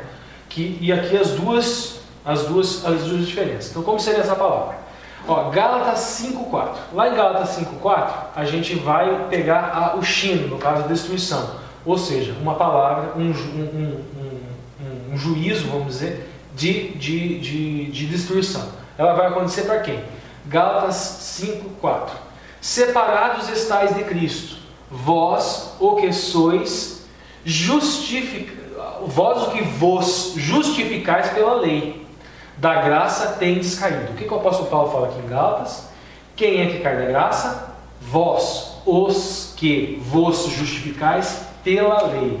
A pessoa que tenta encontrar a justiça própria, a pessoa que tenta encontrar justificação na lei, cai da graça. É isso que o apóstolo Paulo fala. Então, esse juízo de destruição, ele vem para aquelas pessoas que tentam encontrar a justiça na lei. A justiça é encontrada em Cristo. Nós somos justificados pela fé em Cristo. No Apocalipse 13:16, nós vamos falar aqui do Tav. E faz com que todos, pequenos e grandes, ricos e pobres, livres e servos, lhes seja posto um sinal na sua mão direita. Esse mão direita aqui simboliza a noção do trabalho, no caso a transgressão do dia de guarda, do sábado. E na sua testa, no caso, o pensamento, as ideias. Essa marca da besta aqui, a gente tem que entender o seguinte: a única forma com a qual nós conseguimos cumprir a lei é através de Cristo. Nós vemos aquilo que Ele fez por nós e nós tentamos ao longo da vida retribuir aquilo que Ele fez por nós. No caso, nos teve misericórdia para conosco, e nós tentamos retribuir cumprindo os mandamentos, não para a salvação, mas com uma forma de retribuição. Essas pessoas que serão seladas pela besta, elas descumprem esse mandamento e, via de consequência, negam a fé no Messias, porque a única forma de cumprir o mandamento é através da fé no Messias, como uma forma de retribuição. Agora, existe uma outra marca. Existe a marca dos 144 mil, existe a marca dos salvos, que no caso seria a perseverança dos santos, aqueles que guardam os mandamentos de Deus e aqueles que têm a fé em Jesus, dentro daquela lógica que a gente falou. Cumprir o mandamento como forma de retribuição. Para essas pessoas, o pronunciamento no dia do juízo, ele será de purificação. E o sinal, no caso, é o testemunho de Jesus e a guarda dos mandamentos. O senhor volta agora. Tcharam! Pessoal, às vezes até é complicado, por isso você tem que acompanhar a linha de raciocínio, né, que o Ricardo vem desenvolvendo, para você entender como essas simbologias vão impactar no entendimento real quando essas palavras são usadas lá, principalmente no Velho Testamento, que está em hebraico. Tá? E quando algum autor, né, que se expressa em grego, mas o pensamento dele pode estar em hebraico. Porque o Novo Testamento foi escrito em grego, só que ele foi falado em hebraico. Cristo... Ele foi raciocinado em hebraico. Ele foi pensado. Então toda a estrutura de jogo de linguagem ela é hebraica, tem que ser resgatada. Mas a sintaxe é grega.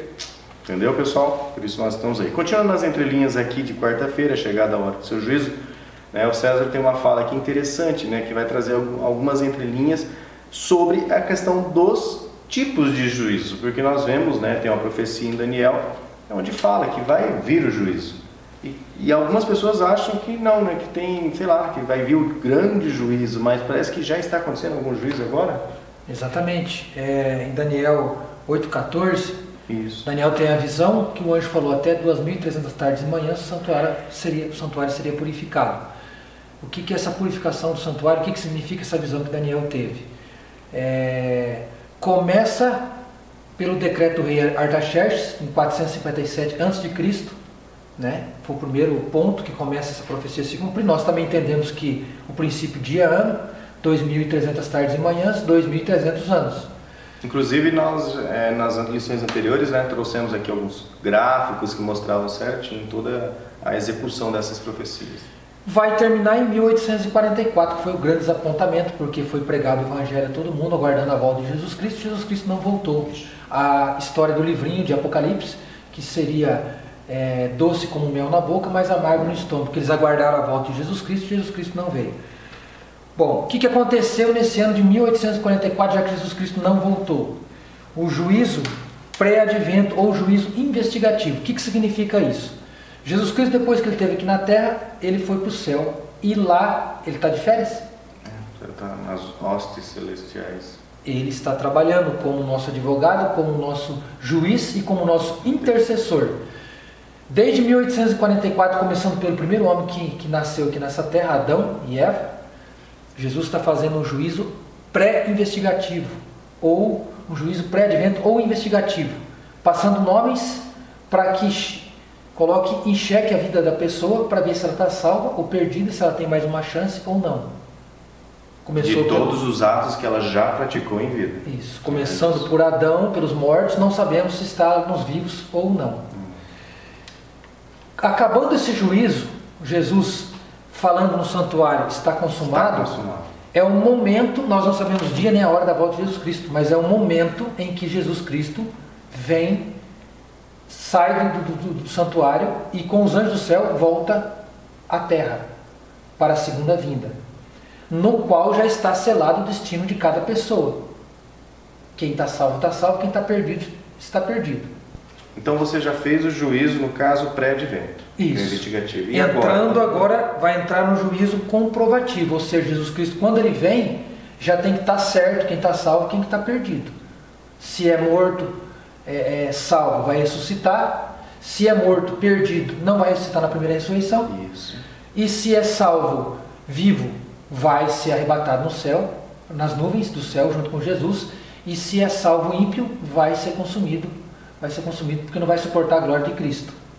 Alguns amigos que talvez não estejam acostumados, né, com essa questão do estado dos mortos, procurem na internet muitos estudos adventistas sobre o estado do morto, o estado dos mortos, porque o César está falando aqui, né, alguma coisa sobre a primeira ressurreição, a segunda ressurreição, e alguns podem estar ouvindo isso pela primeira vez na vida deles, né? Então tem lá estudos bíblicos, o estado dos mortos, segundo a visão bíblica, que é o que os adventistas defendem. Isso. O juízo comprovativo, nós passaremos 1000 anos no céu, chamado também de milênio, no qual se abrirão os livros para qualquer dúvida sobre porquê da sentença de cada pessoa. Nós teremos acesso, por isso que a Bíblia fala que os salvos vão julgar o mundo, porque nós teremos acesso a esses livros. Terminados os 1000 anos, ou milênio, chamado de milênio também, Jesus retorna à Terra a terceira vez para o juízo executivo ou seguindo para a última fase, que é o executivo. A primeira fase nós já falamos, o pré-advento. A segunda fase, o judicativo ou probatório. E a terceira fase, que é a que nós vamos falar agora, é o executivo, que é depois do milênio, né?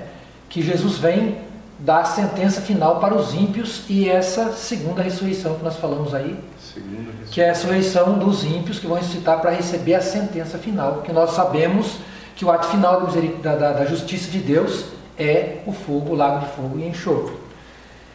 Então a palavra também fala que não é para a gente julgar, para que não sejamos julgados, porque da maneira que nós julgarmos as outras pessoas, também seremos julgados. O juízo é um ato divino que o Deus Pai Todo-Poderoso deu esse poder para o Filho, é um ato dele, somente dele. Ele sabe quem está salvo, quem está perdido, até porque nós não conhecemos os corações, o que vai no íntimo da pessoa, e não temos condições, não temos competência para julgar ninguém. Então essas são as 3 fases do juízo. E usando a proporção, né, até no Pai Nosso, assim, perdoa que as nossas dívidas, assim como nós perdoamos os nossos devedores. Então, assim, qual que é o tamanho da nossa dívida perante Deus, Ricardo? É enorme, então a gente tem que perdoar bastante. Ou seja, a gente nunca vai perdoar o suficiente, né? Alguns acham só porque dá um perdãozinho aqui, já, pronto, eu já perdoei. É que não tem noção da dimensão, da universalidade do Evangelho e a universalidade do pecado que a gente já discutiu. Bom, pessoal, então essas foram as entrelinhas aí de quarta-feira, né? Realmente foi um vídeo bastante extenso. Esse também acho que vai querer bater o recorde também, hein? De 2 horas. Mas espero que esteja sendo edificante para você, para os seus amigos e também para a sua classe da Escola Sabatina. Encerramos aqui, fica o apelo, se inscreva no canal se não é inscrito, deixe seu joinha, acione seu sininho e se quiser aí comente, mande um alô para que a gente conheça um pouco mais sobre você. Nos vemos então na próxima lição de quinta-feira. Sexta.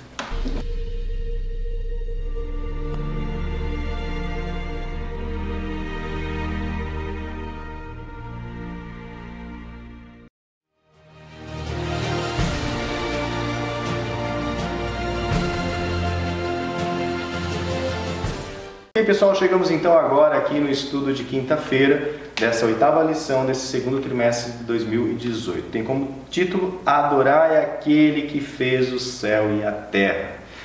E nós gostamos muito desse assunto de adoração, né? Nós, principalmente os adventistas, porque na verdade todo o grande conflito, né, entre o bem e o mal se resume à adoração. São questões de direção da sua adoração. Então, primeiramente, nós vamos começar a resgatar o significado. Vocês vão ver, né, os pictográficos, né, os pictogramas que formam a palavra adorai, ou de adoração no Velho Testamento. E depois nós vamos tratar aqui algumas situações que podem fazer com que a gente desvie o nosso foco, né, da verdadeira adoração. Então, comecemos aí com os slides sobre o termo adorar. Bom, vamos lá. Bom, primeiro vamos lá. Eu peguei, na verdade, 2 palavras hebraicas que poderiam ser utilizadas nesse contexto. A primeira é o Rishahav, que está em Gênesis 24:52. E aconteceu que o servo de Abraão, ouvindo as suas palavras, inclinou-se à terra diante do Senhor. Essa primeira coordenada que a gente traz aqui de adoração, no sentido de curvar-se, no sentido de reverência, mas essa reverência é um ato simbólico, mas um ato simbólico que representa o quê? Você se colocar como dependente de Yahweh, você se colocar como alguém que precisa de Yahweh, e não como se ele precisasse de você para alguma coisa. Deus Ele não precisava ter criado o universo, não precisava ter criado você, não precisava ter criado nada. Ele em si, ele se basta. Agora o ser humano inclusive tem alguns textos de psicologia que falam o seguinte: se você não se apega a algum tipo de religião, o ser humano ele tem uma dependência de adoração, então ele vai adorar outra coisa. Por exemplo, tem adolescentes que adoram astros de música, coisa e tal. Quando a banda se separa, às vezes cometem barbaridades porque a vida da pessoa acabou. Então veja bem, esse ato de você se colocar é algo inerente ao ser humano que até alguns cientistas trabalham hoje em dia. A gente tem Salmos 99:5 que fala o seguinte: exaltai ao Senhor nosso Deus, prostai-vos, que é a mesma expressão, diante dos cabelos dos seus pés, porque Ele é santo. Então essa é a primeira conotação, no sentido de dependência. Agora vamos à segunda, que é a mais importante, é o avod.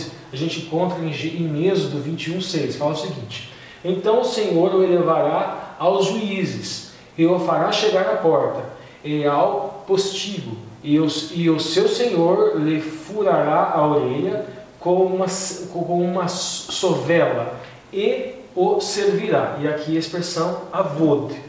Esse avod, agora eu vou trabalhar aqui, vou trabalhar o proto-sinaítico, né, que são os pictográficos. Esse avod, se você pegar o dicionário, é no sentido de trabalhar, servir, adorar a Deus, render culto ou servir a Deus. Então, aqui é adoração no sentido de serviço, no sentido de prestação de serviço. A gente tem aqui um Ain, e o pictográfico dele é um olho, e aqui o Bet, que seria a casa, e o Dalet, que seria a porta da tenda, ou a porta da morada, a porta da casa. Então, veja bem, dentro da linguagem comum é um olhar ou supervisionar a casa e as entradas, as portas, as janelas. Agora nós vamos analisar no sentido espiritual esse mesmo pictográfico aqui. Vamos lá. Primeiro o Ain, que é um olhar. Para onde que nós temos que olhar, como deve ser a nossa oração nesse sentido de serviço. Miqueias 7:7. Eu, porém, olharei para o Senhor e esperarei no Deus da minha salvação, o meu Deus me ouvirá. Isso é o que fala em Miqueias. Então veja bem, a primeira letra de adoração é olhar para o Criador, é olhar para o Messias, é tentar imitar o caráter dele. Agora aqui o Bet, que seria uma casa, seria uma morada. Atos 18:4. E todos os sábados disputava na sinagoga e convencia os judeus e os gregos. Isso aqui é o apóstolo falando do apóstolo Paulo. Ou seja, Bet é uma morada, no caso, você deve exercer essa adoração, esse ministério, na sua casa, instruindo seus filhos, indo para a igreja, para a comunidade, procurando dividir os seus talentos, seus conhecimentos, seus dons com os outros, trazendo mais pessoas para dentro. Lembra que Bet também é uma letra que significa dentro, trazer mais pessoas para dentro desse ministério. E por fim, a última letra, que é o Dalet. A gente vai ler João 14:6. Disse-lhe Jesus: eu sou o caminho, a verdade e a vida. Ninguém vem ao Pai senão por mim. Então veja bem, a adoração é no sentido de você olhar o Messias, aprender a imitá-lo e levar outras pessoas a imitá-lo e encontrar esse caminho de salvação que é o Messias e nem um outro. E agora um ponto mais prático, né? A questão de reconhecer o Criador. Primeiro nós falamos no sentido de adoração, agora pode acontecer incorrer num erro. E o exemplo que eu trouxe aqui é o exemplo dos amigos de Jó. Vamos dar uma lida lá, Jó 1:11. Mas, aí Satã falando, Satanás. Mas estende a tua mão e toca-lhe em tudo que tem, e verás se não blasfema contra ti. Aqui é Satanás falando para Deus. Estende a tua mão sobre Jó, toca e tira tudo que ele tem. E o que Yahweh responde? A gente vai lá. E disse o Senhor a Satanás: Eis que tudo o que tem, no caso Jó, está na tua mão. Somente contra ele não estenda a tua mão. E Satanás saiu da presença do Senhor. Muita gente lê isso aqui e pensa que isso é único e exclusivamente no sentido de que Deus deu uma autorização para ele. Esse enunciado, ele traz muito mais que isso. Não é a mão de Deus que traz a calamidade. Não é a mão de Deus que tirou a família de Jó, que lançou, é a mão de Satanás. E os amigos de Jó faziam o quê? Eles estavam defendendo ações de Satanás. Era a mão de Satanás que estava caindo sobre Jó, não era a mão de Deus. A mão de Deus era a mão que protegia. Agora, eles acusavam Jó e estavam falando, não, Deus é assim, Deus é assado, Deus está certo. Deus... Só que não era Deus que estava agindo. Quem estava agindo era Satanás. Agora, eles não estavam reconhecendo o Criador. Nós devemos tomar muito cuidado desse ministério, principalmente com aquele ato absurdo que às vezes a gente mede o outro com uma régua e nós mesmos com uma régua completamente diferente. A régua é precisa para medir o pecado alheio, para medir o seu, ela não é tão precisa. Então esse é um dos principais problemas. A gente vê a história do Messias, as pessoas com a qual ele mais criticava, mais se colocava de forma crítica eram os fariseus. E os fariseus eram aqueles que se diziam cumpridores da lei. Com os pecadores eles sempre tinham uma palavra de consolo, sempre tinham uma palavra de perdão, e os pecadores se sentiam à vontade perto dele. Agora os fariseus, que tinham justiça demais, esses não se sentiam à vontade perto do Messias. Tcharam! Eu volto aqui, ainda no tema de adorar aquele que fez o céu e a terra, né? Nós vamos discutir agora, né, César, algumas situações, porque ele colocou aqui, né, às vezes a adoração está relacionada a curvar-se, a olhar, a proteger, a passar pela porta, né, como sendo Cristo, né, essa porta de acesso à eternidade. E às vezes a gente fica, alguns crentes principalmente, fica assim, não, adoração é se prostrar diante de alguma estátua. Primeiro, né, vamos resgatar, onde que está escrito isso, que não deve se prostrar diante da estátua?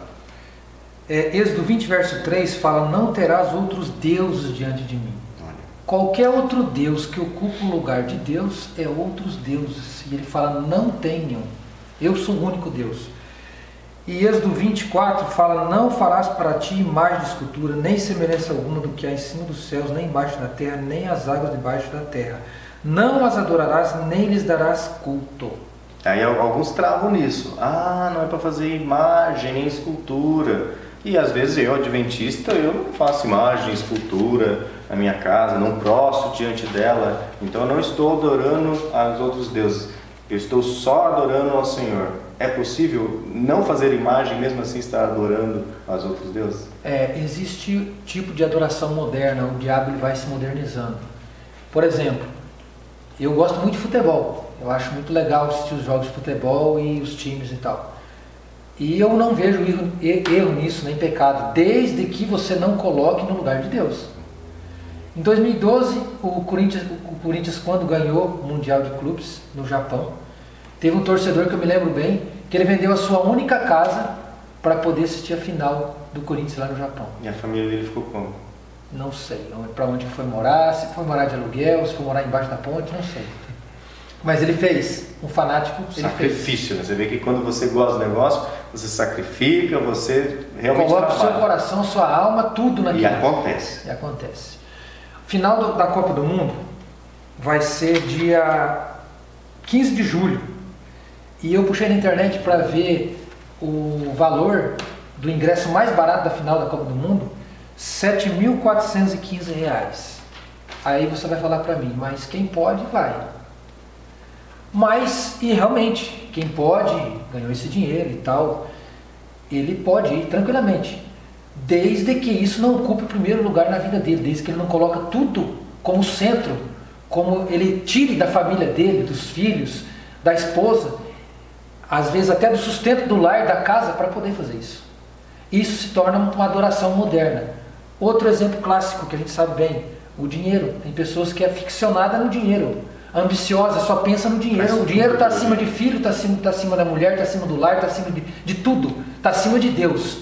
É uma adoração moderna. Outra coisa, a gente fala de vaidade das mulheres, que as mulheres são vaidosas, gostam de se vestirem bem, gostam de usar uma maquiagem e tal. Até que ponto essa vaidade, ela não é pecado perante Deus? E aí?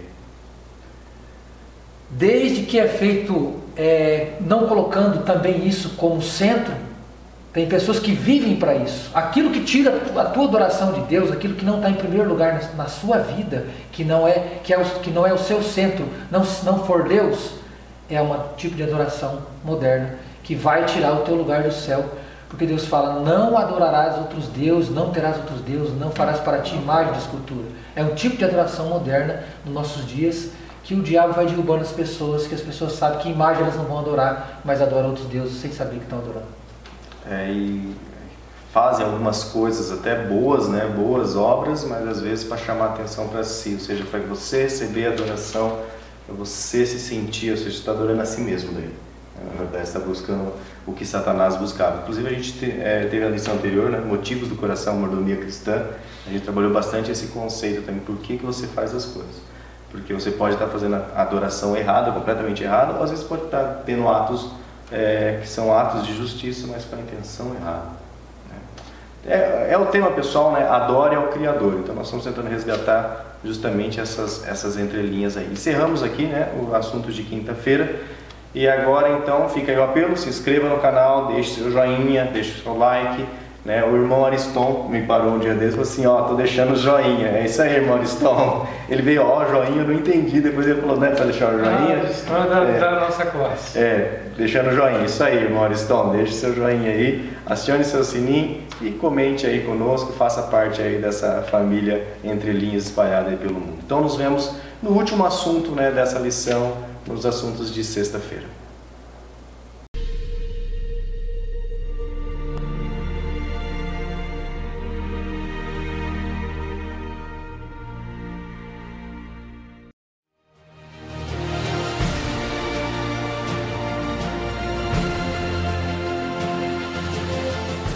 Então, chegamos aqui ao último dia de estudo, né, dessa 8ª lição, desse segundo trimestre de 2018, né? Estamos aqui com a participação do César Pepino aqui conosco, que um prazer tê-lo aqui conosco sempre com essas contribuições, e ele vai trazer a última contribuição dele também daqui a pouco, né? E trazer um apelo aí para que você realmente entenda, né, e traga para dentro de si os ensinamentos dessa lição. Mas antes, nós vamos tratar aqui sobre, a lição traz aqui, né, sobre a fonte das águas, uma alusão ao dilúvio.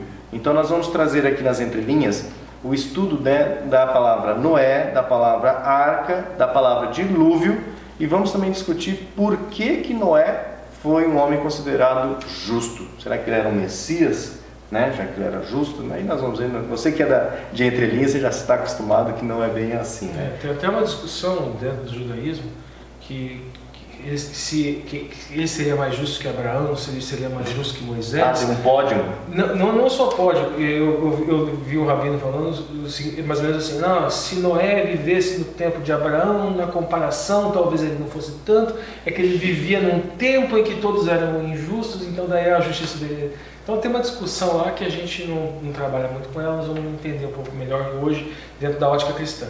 Legal, fiquem ligados aí então nos slides. Vamos lá, estudo adicional. Aqui está escrito o Noá, é o Noé, né? É o Nun e um rei.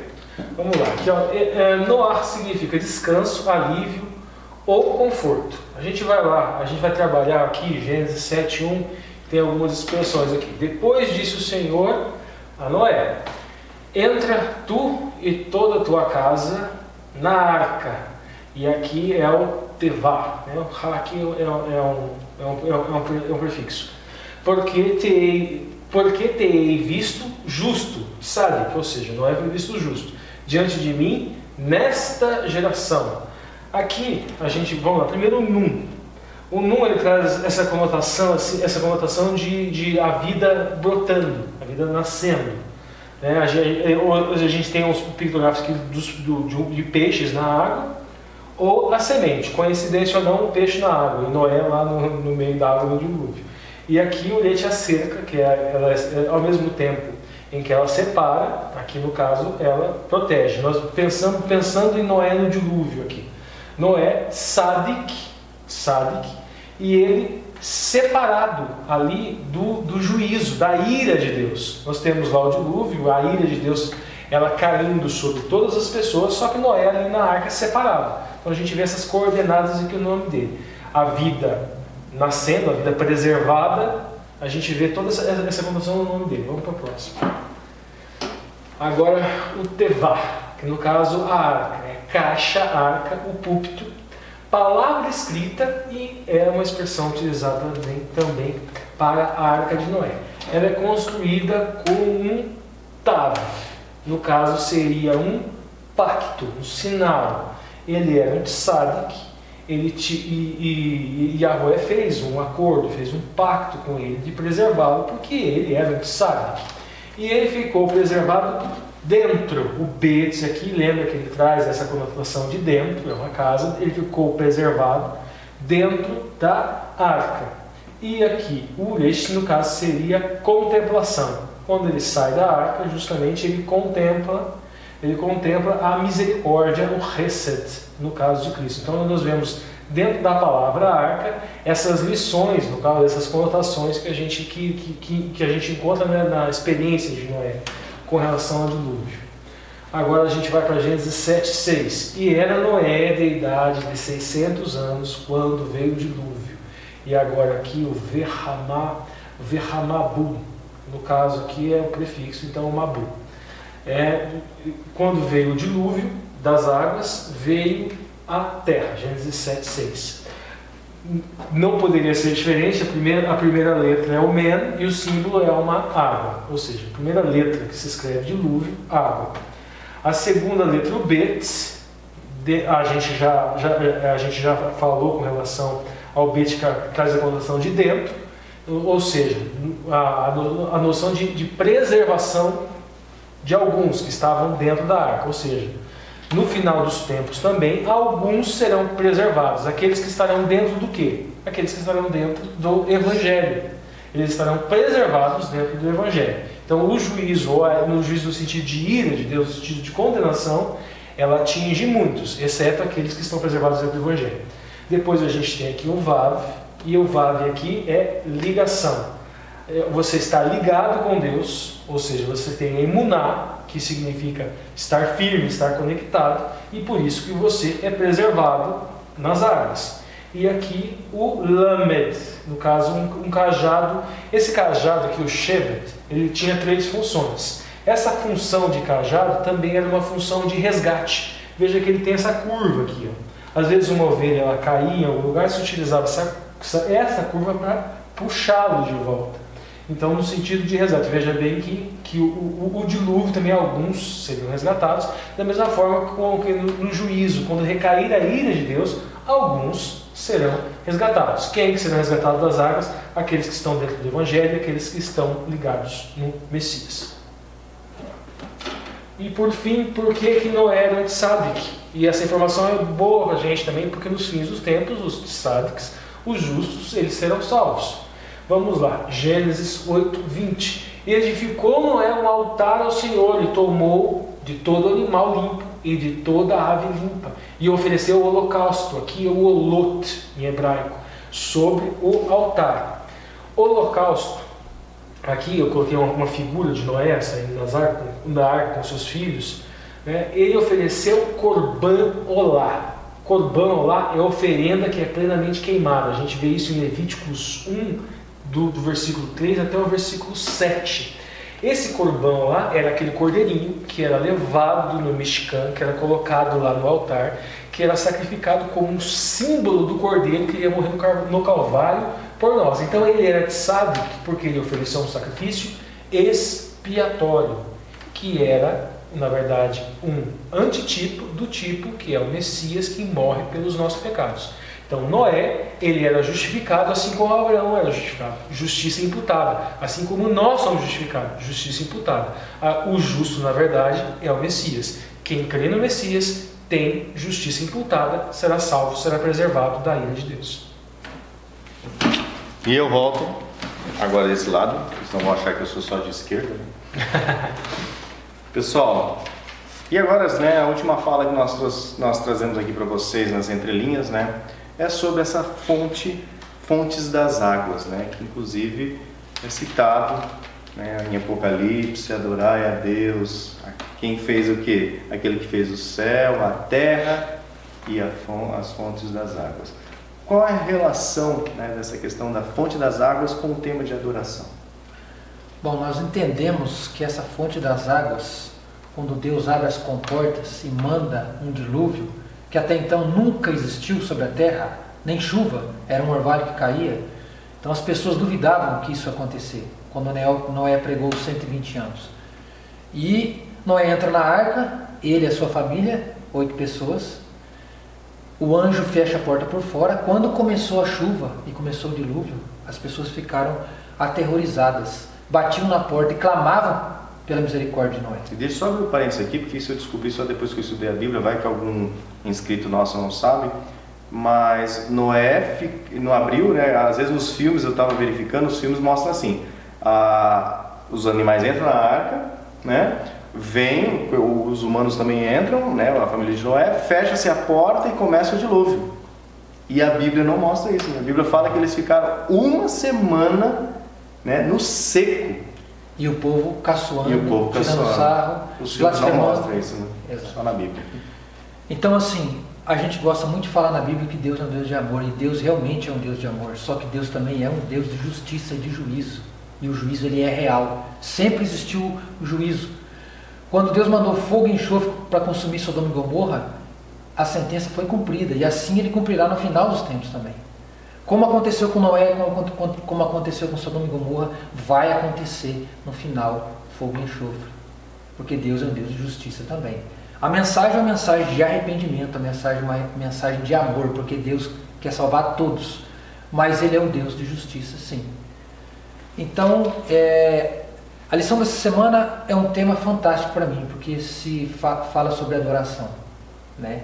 Eu acho que é o que o coração humano mais deseja, adorar quem nos criou, quem morreu na cruz para nos salvar, quem é nosso Salvador e quem é nosso Redentor.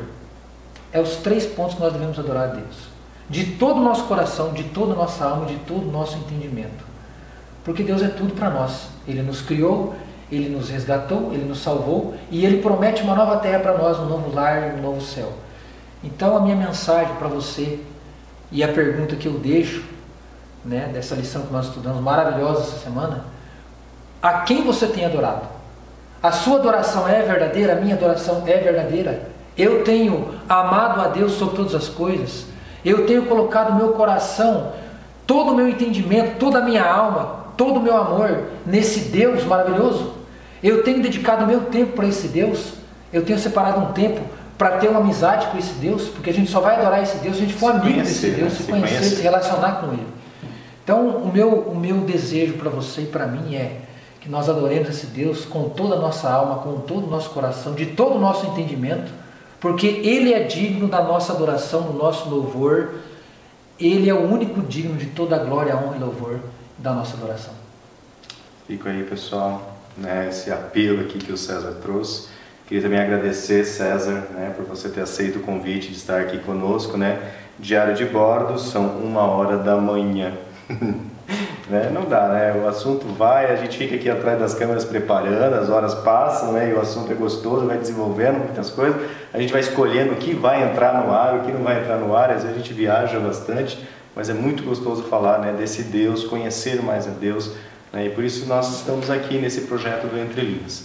Então nós agradecemos, César, muito obrigado, né, por ter aceito o convite. Eu é que agradeço, me coloco à disposição, para mim foi um privilégio muito grande, fiquei muito feliz e me coloco à disposição, sempre que precisarem podem me chamar. Que bom, e vamos precisar sim, que as férias do nosso amigo é até julho, né? Vamos lá. Agosto, né? É agosto que ele vai... Agosto. Vamos mudar a hashtag Alexandre volta logo. Já lançaram. Já lançaram. Né? Chegou atrasado. Esse povo, é isso aí, pessoal. É muito gostoso estar nesse projeto, especialmente porque vocês participam, vocês assistem. Espero que todas as informações... Só fazer Pode falar. É o seguinte, a gente está se adaptando ainda com essa mudança de separar em dia da semana, né? Isso. Então os vídeos estão ficando muito longos, a gente está tentando...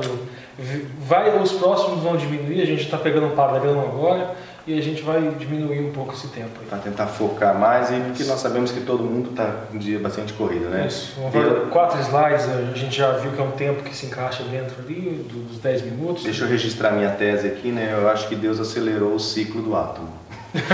Tá registrado já, agora no YouTube. Não tem jeito. Eu não consegui ainda modelar matematicamente isso, mas até o final do semestre acho que eu vou conseguir modelar. Então, pessoal, fica um abraço aí, né? Não se esqueça novamente, se você não é inscrito, se inscreva no canal, deixe seu joinha, né? Acione seu sininho, comente conosco. E também, né, se você tiver à disposição, grave seu vídeo lá de 15 segundos, né? 15 minutos é muito. 15 segundos. E mande para nós aqui para a gente colocar vocês, mandando um abraço para a igreja de vocês, para a cidade aí de vocês, ok? Então nos vemos até a 9ª lição desse segundo trimestre. Tchau, tchau. Tchau, tchau.